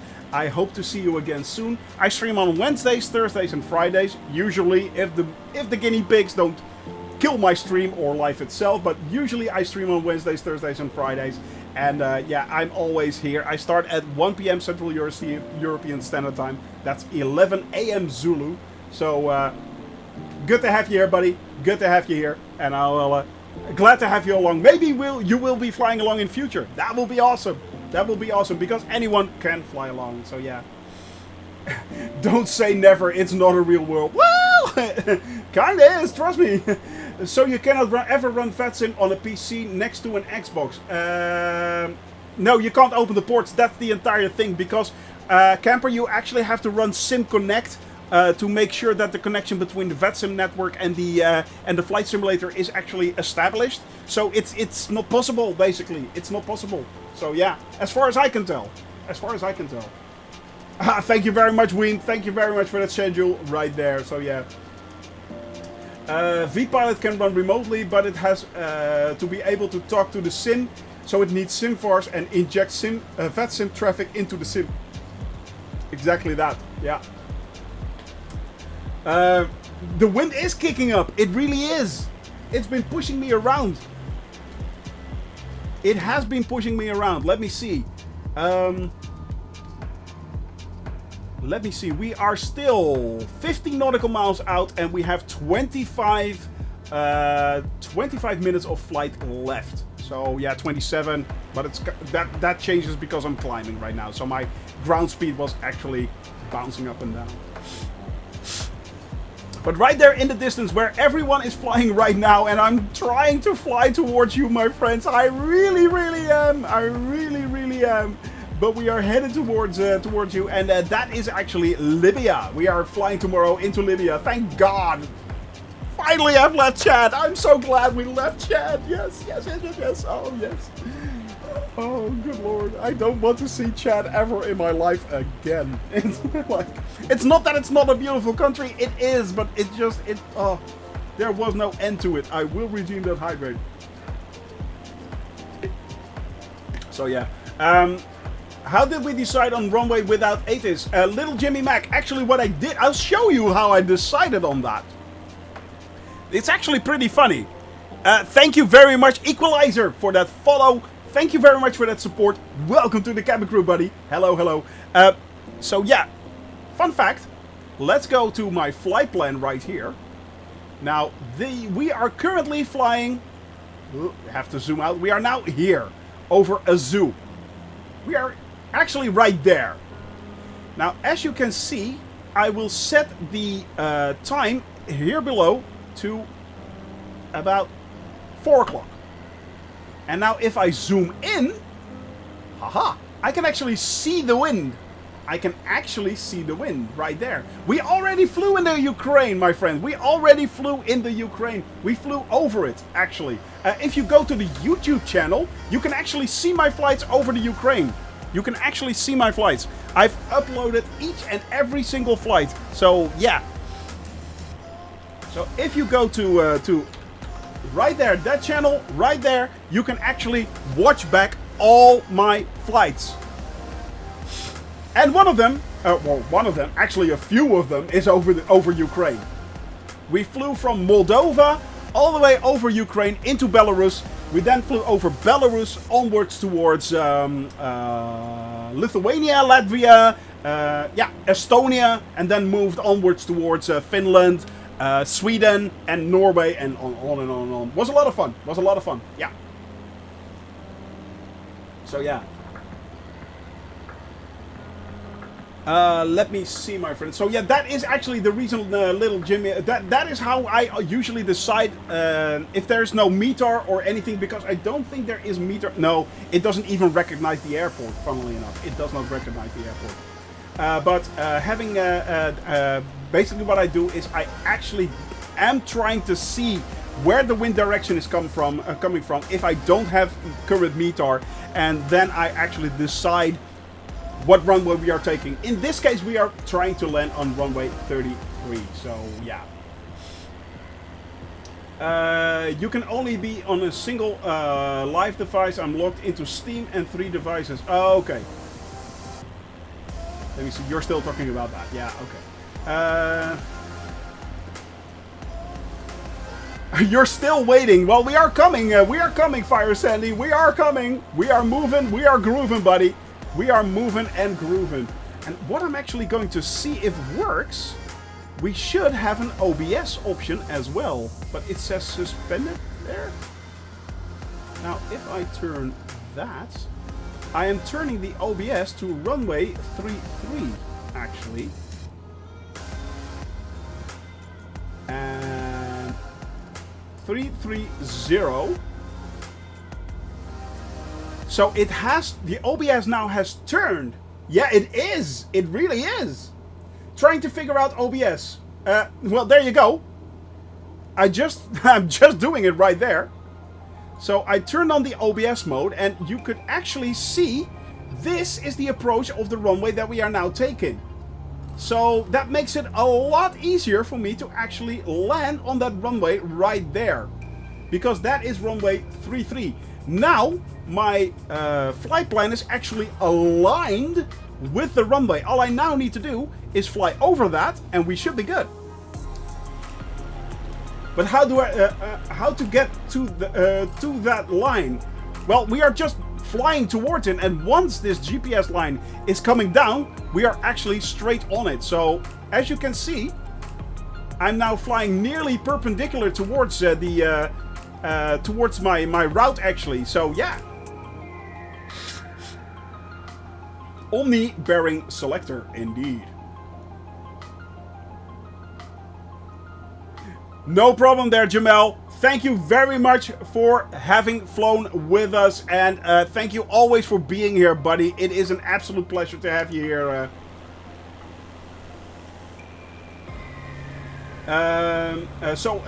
Okay, so we'll need to come off GPS and onto heading. Exactly. Exactly. Yes, you will. Yeah, correct. Yeah, so what you actually do is you actually go to heading right now. In this case, instead of GPS. Oh, actually, that is... Look at that. Look at that. It just changed. Ha! Now, that is interesting.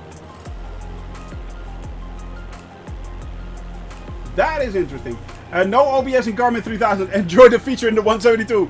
No OBS yet, camper. Yet.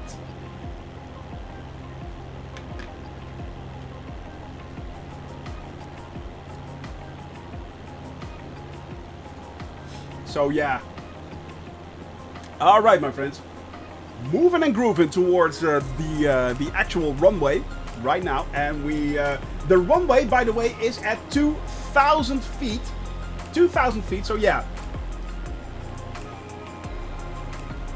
We are currently moving and grooving. Whoa. No, no, no, no, no. Oh, come on.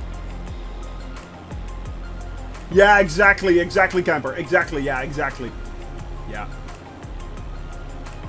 And it should be... I mean, this makes landings... OBS makes landings so much easier. It makes it so much easier because basically you always can set the runway that you're headed for and you know when you're exactly on that. So yeah, it's...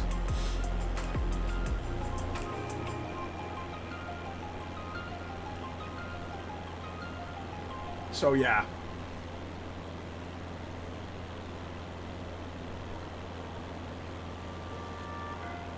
How far are we from the airport? We are currently... I am 43 nautical miles away. I am 43 nautical miles away. So I'm getting closer and closer. And that is about 22 minutes of flying left, my friend. 22 minutes of flying. Less than half an hour. And that means that today's flight will be over then. Tomorrow we are, of course, continuing our flight into Libya. Flying over the over a lot of sand. Minimums at 200 feet. Yeah, we could set the minimums, of course. That is an option. What we could do in this case, it is, I think. Let me see. 2240. 2240. Yeah. So the minimums right there. Barrow, and then scroll your dial. No, no, not 2040. That is the actual runway. That is the actual runway. You have to add about between 200 and 400 feet to that actually. So yeah. So 2240 in this case. And that... It takes a lot of scrolling, unfortunately. Scroll. Here we go. So my intake is not in the sand. Exactly. that is the reason why you set it actually 200 feet higher than that. So 2240 in this case. Set. Alright, that should be it. Now it's set. No problem there, John Twitch. Good to see you, buddy. Hope you're doing well. Usually you can find the minimums in the charts, of course. But in this case, it's a military airport. We don't have charts. So, yeah. We don't have no freaking charts. But on Wednesday's flight, there are charts available. And there should be minimums as well. So I've added those minimums also to the flight plan and info text. By the way, my friends, so usually if you go to the Discord channel, you can download from there the flight plan, but not only can you download the flight plan from there, the PLN file, which you can simply load into Microsoft Flight Simulator, you can also download the flight plan and info text, and that not only contains for instance, how you can fly through a compass, but it also contains information on the runway. Which runways? Is there an ILS? What is the ILS radio settings? Everything is in there as well. So yeah. How do I set the plane to know that? Usually it just picks it up. It should be fine. Let me see. What am I missing? Don't care about minimums. Is a military airport in chat going to be a gravel strip? I think this is a concrete strip, if I'm not mistaken, Rum Ruffian. You got you and the boys on radar now. We should be getting close indeed. We should be getting close indeed, Muddy. Let me see. 43 nautical miles away, so that's good. AJ just in front of me right there. What a view, my friends. What a view. Aussie Gamer, Shadowbell, Fire Sandy is on the runway right there. So if you're aiming for the runway, go to Fire Sandy right there. You should be fine.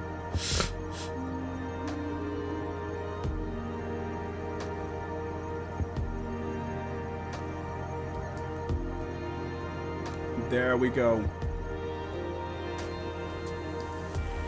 By the way, my friends, how are you enjoying the music? Is that a winner? Are you enjoying the music? I hope you are.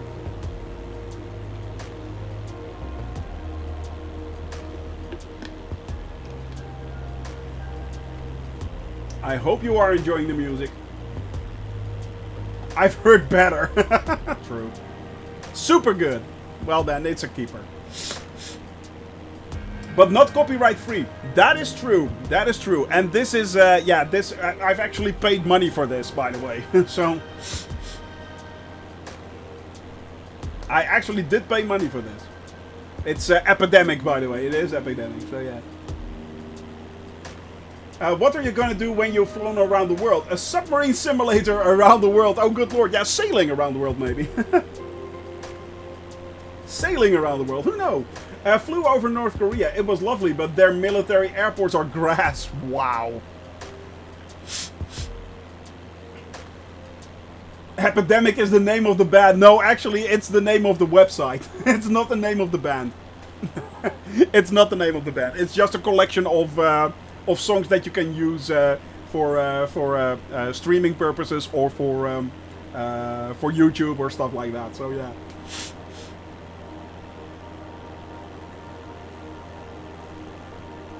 Alright, my friends, we are getting close.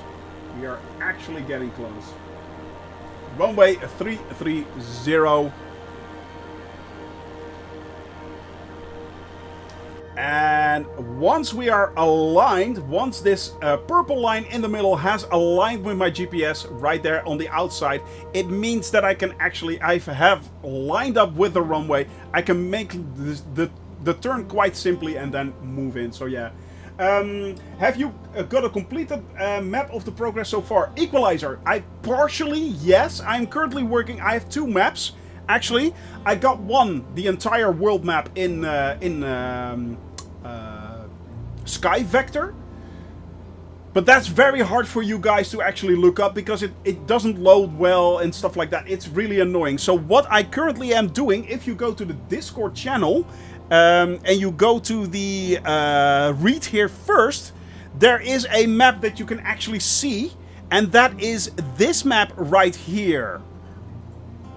That is this map right here. Now I am still finishing up this part right here, Equalizer. So we are currently flying up right there and all the way over towards Greenland and Iceland and then back to the Netherlands. That's the final part. But this is in general the flight that I want to take to each and every single country in the world. So in a Cessna 172, where possible. So yeah, this map right here, that is available on the Discord channel. If you go to the read here first section, then you are able to actually get your hands on that map, and you can look at it, and you can not only that, Equalizer, and this goes for everyone, by the way. Not only that, it is also a guide for you guys and gals. Actually, it is a guide if you are see any points of interest that are on my flight plan. You can actually add them to my flight as well. So it keeps on growing and growing. It keeps on getting bigger there, Equalizer. But yeah, just having that flying that map actually does help out a little bit. Why no Honduras? It might be that oh, yeah, we're still filling that in. I'm still filling that in. Honduras is on there, if I'm not mistaken. Let me have a look.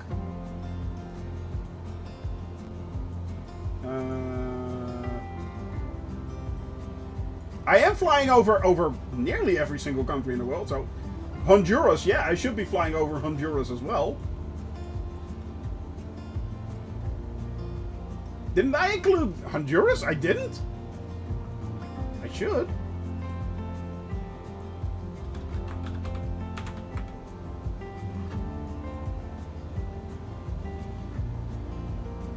Yeah, I fly over Honduras, definitely. I fly from Mexico to, let me see, Mexico to Belize, to Guatemala, El Salvador, and then into Honduras, and then over Nicaragua. So yeah, I am flying actually over Honduras as well. Yeah. Yes, I am. Did not see the line touch Brazil. I figure it's just a rough guide to be filled in as you get closer. Actually, Rum Ruffian, I need to fill that in. I'm not there yet. I'm still working on this map because it is pretty... I am actually converting my Sky Vector map to this Google map. So I manually have to look up each and every airport that I've actually touched on in Sky Vector, funnily enough. But yeah, that will be updated, and it will be a complete circle, basically. So yeah, it will eventually finish in Lelystad Airport in the Netherlands, where I took off. There's an API for that? Really? There is?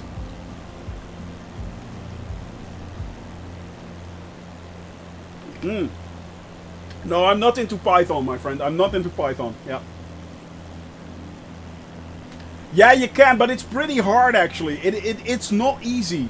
It's not easy. There were a few restrictions in there, Camper. I'm pretty sure. He's not into snakes. No, I'm not. Snakey! Snakey! No, I'm not into snakes.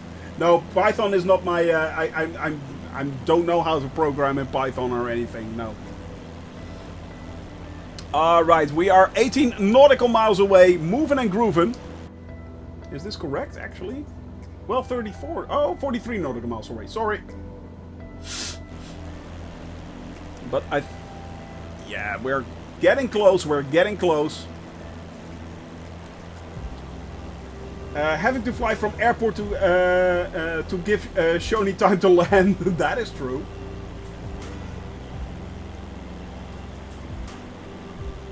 One of the boys is here. I can see it. Shadowbell is there. Shadowbell is there. Indeed.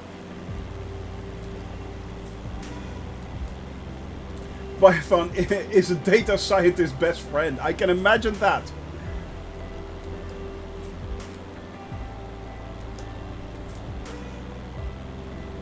Alright, my friends. He made it. Excellent, excellent. Well, we are getting there, my friend. We are getting there. We are getting close. We are actually getting close. Right now. Let's zoom in on the map on top right there. Stationeers is indeed a very good game. It really is. Played it quite a bit.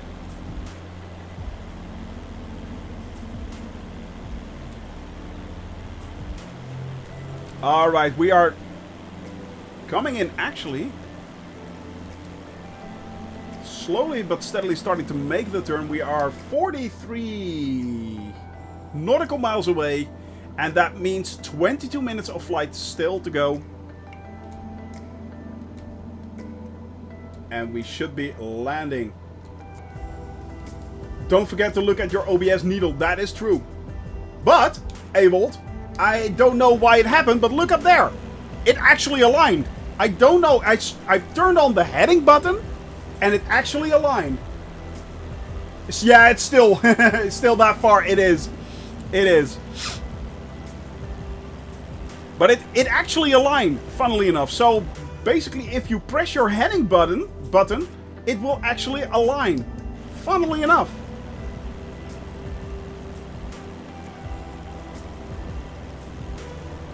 Uh, 5,000 feet. We should be coming in at 2,000 feet. So we are. I think we should approach at about 3,000 feet of the runway. Now the runway elevation is 2,000 feet, so if we maintain 5,000 feet, we should be good.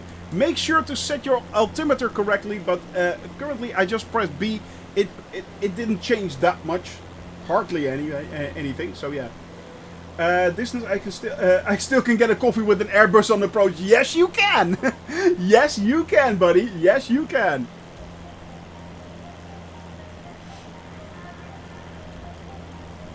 By the way, Awold, if you want me to mention what we talked about, just give me a shout out, and I will. Kinda. Simviation, Annie boy! How are you doing, buddy? I hope you are doing well. Hope you are doing well.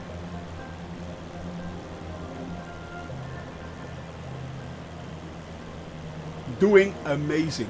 That is wonderful. I know. Hey, Walt, yeah. But it's on you. It's on you, buddy. It's on you. It's on you. Oh, OBS, my new BFF. Yes, it's awesome. OBS is my new BFF. We are like this. We are like this. It is. It's awesome. It is really good. All right. About 5,000 feet. That means that we are at 3,000 feet from the runway. The runway is elevated at 2,000 feet. So 3,000 feet height. That should be more than enough. There is the actual runway already. We can now make it out. Right there. There is the runway. And then we are going to come in for the approach. So I am actually going to slow down. Right there. Yeah, get your predictions in, my friend. Get your predictions in. We can now see the runway. And we are nearing the OBS line right there. That we set at 330. And that kind of lines up with the expectations of the weather. As you can see, this actually does coincide with the... it does coincide with the predictions from Windy as well. So yeah.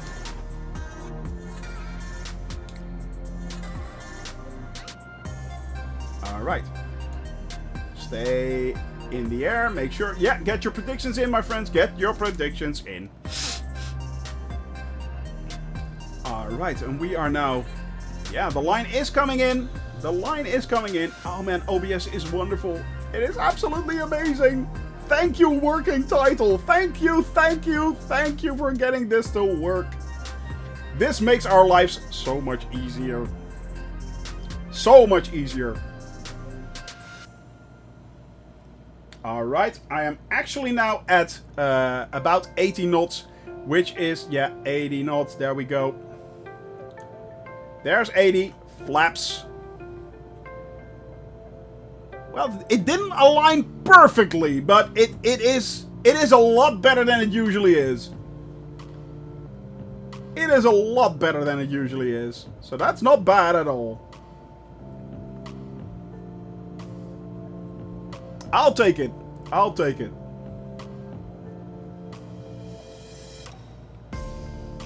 And we are now going slowly but steadily, heading for the runway right there. Fire Sandy already on the ground.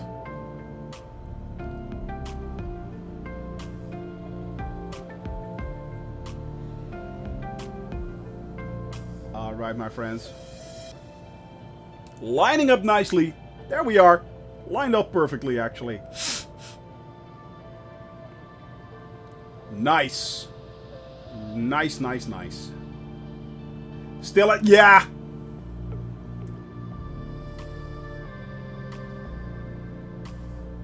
I crossed 500 hours in Kerbal Space Program. Wow. I think I may be actually crossing 500 hours soon in this simulator as well.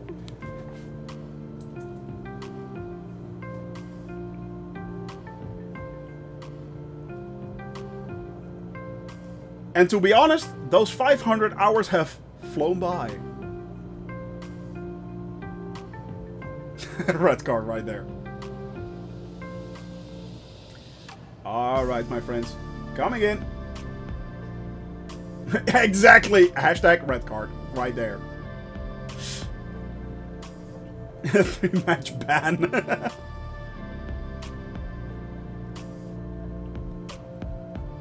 Alright. Time is flying when you're having fun. Indeed, Evil Worm. I originally got the game in 2012 when it wasn't even on Steam. Oh yeah. Fabio is so into explaining things again today. 1.5 hour stream, still got in the cockpit talking charts. I know, exactly, Fabio. That is Fabio. Exactly. Takes him an hour. It takes him at least 3 to 4 hours to actually get off the ground. Sorry, I had to land already. Have to make a call. Thanks for the nice trip. You are quite welcome there, Charabelle. You have a wonderful, wonderful day. I will see you again tomorrow. I have a good fast plane in my hangar, and they are great and fast. That is good to hear, buddy. That is good to hear. Glad you enjoyed the flight, and glad you actually could partake in the flight today. That is a lot of fun as well. Good to have you here. Alright, now let's see that we can actually try to make that landing. Flaps 20 actually. And let's get this. Let's get wheels down. Really like the music. Excellent, man. I'm glad you're enjoying it, Evil Worm. Yeah, you will be hearing a lot more of it, yeah. That's true, but then again, sometimes it just takes a few minutes to get to 10. True.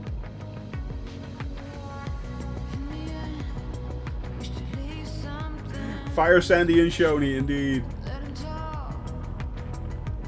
We do have a little bit of side wind, so make sure you crab a little bit, my friends. Surprised he isn't going with beans. Thought it would be a week or so. He's still doing that. That is hilarious. That is hilarious. I haven't spoken to him in a while a little bit, but yeah.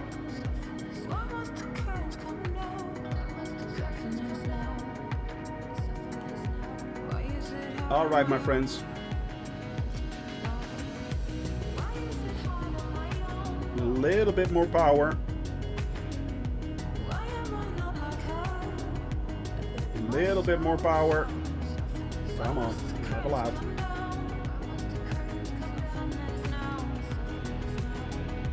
There we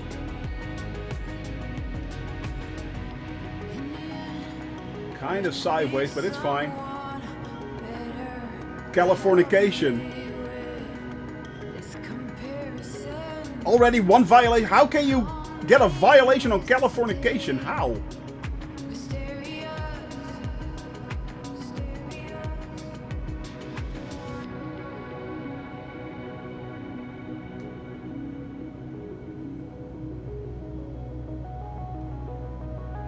Alright, my friends, let's get the show on the road. On.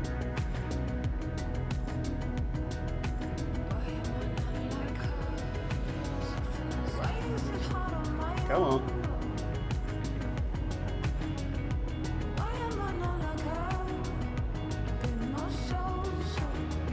It's a long runway, apparently. There we are. Whoa!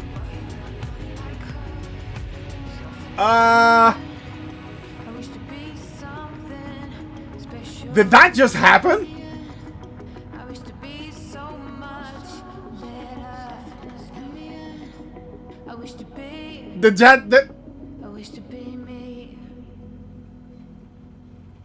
Did I just did a -3? Landing recorded at -3. The win is Baganario with -3.9. But I actually landed on -3. It's not my best landing. That was -2. But yeah. Wow.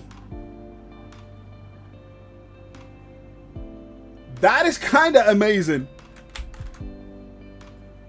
No, -2. Why is my... Yeah, I don't know why that is working, but yeah, -2. Good lord, my friends. That is pretty amazing. Well, having said that, let's head outside and let's see... yeah.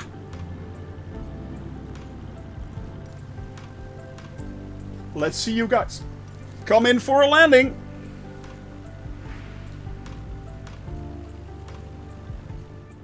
Alright, my friends, come on in.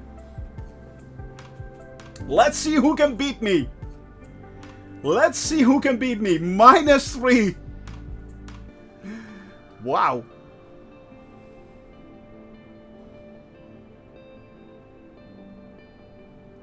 Alright, Camper is coming in, followed by Little Jimmy Mac right there. We have Drunk Simming. Who is behind that? Rum Ruffian behind that. But first we are coming in with Camper right here. No, the best is actually -2. A -2 landing I did on Innsbruck. Also live on stream. And there it is, on the ground. Coming in, followed by Little Jimmy Mac, right there. I win the game, and it is the first in the airport. Not quite, but you do get a worthy mention right there, Fire Sandy. You do get a worthy mention. Butter, nice one. Nice one. If you want to know the numbers, you can download Sim Toolkit Pro, actually. It is free. It is absolutely free. And it will record your landings. It does record your landings as well. So you will know at what landing you... if it's a minus or anything. Bounce, bounce. Drunk Simming is on the ground as well. Still bouncing, still bouncing. Yeah, now it's on the ground. Now it's on the ground. Drunk Simming is on the ground as well. We have Rum Ruffian, AJ, and Dog's Breath and Aussie Gamer right there as well. First landing with the Yoko. And how did you enjoy the Yoko, my friend? How did you enjoy it? I'm guessing it's fine. I'm guessing it's fine.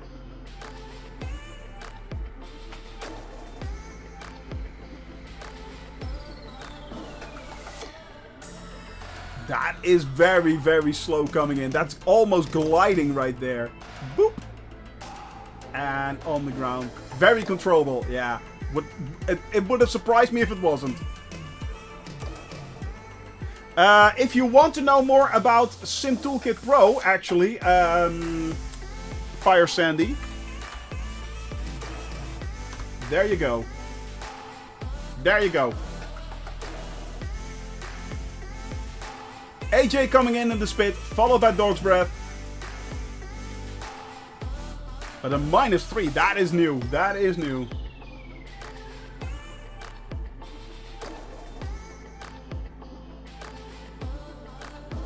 Alright. AJ Rawlings in the Spitfire, followed by Dog's Breath right there, and Aussie Gamer coming in quite quickly, actually.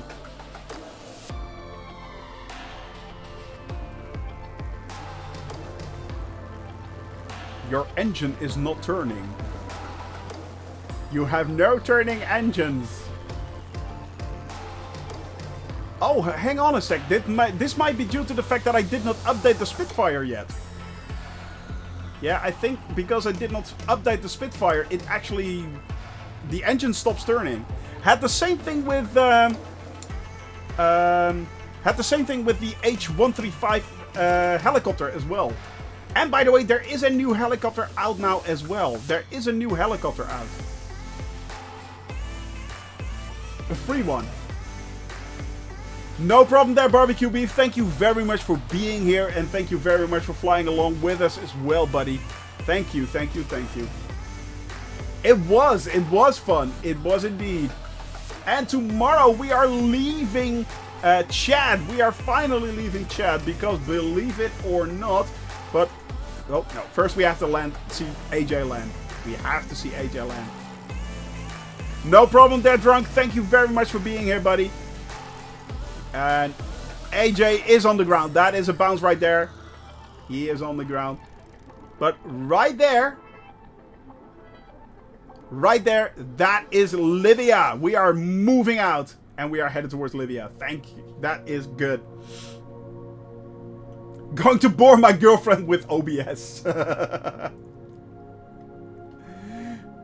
Just in time. Have to go to the gym. Well, barely made it. Yes, it always is. It always is, my friend. On this stream, it is always a Microsoft Flight Simulator stream. Always.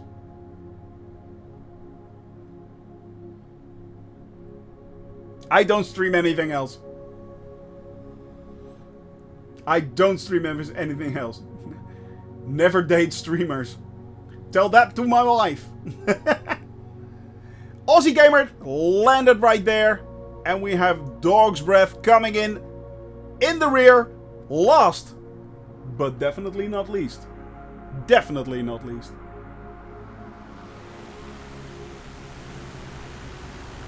Coming in nicely.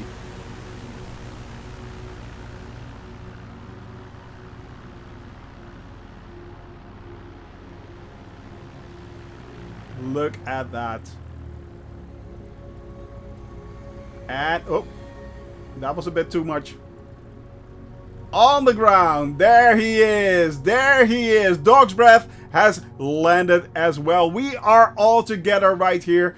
Tomorrow, my friends, it is... yeah, I'm going to install that C-17 there, Aussie Gamer. I will install that C-17, so it will show up. Tomorrow we are taking off, and we are headed in... let me see. Actually, we are headed in that direction right there. That is Libya. That is where we are headed for. And from there on, we are finally heading back towards the Mediterranean, out of the desert. So that will be great. My friends, thank you very much for being here. I truly, truly enjoyed myself. And I hope you enjoyed yourself as well. I will see you all again tomorrow here at 1 o'clock Central European Standard Time. That is... 11 a.m. Zulu. Make sure, if you want to get your flight plans from the Discord channel as well, go check them out right there. You can get your flight plans for tomorrow already set if you want. They're already up. And I will see you again tomorrow, my friends. We will continue this flight if it kills us, which it has done so a few times. So have a wonderful evening or a wonderful day or a wonderful night's sleep. And I will see you all again tomorrow. Bye-bye.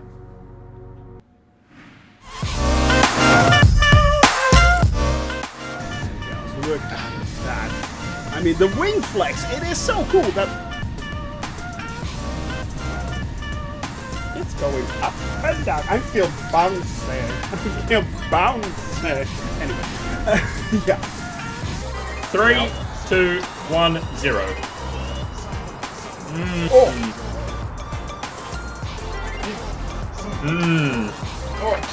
Chew that goodness, No, baby. no. Oh, you know you like it. Oh. Oh, you know you like it, Tony.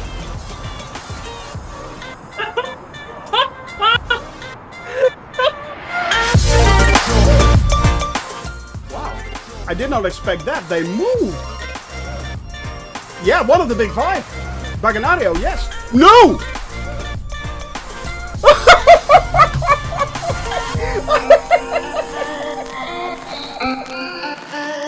Thank you all very much for being here and have a wonderful, wonderful evening.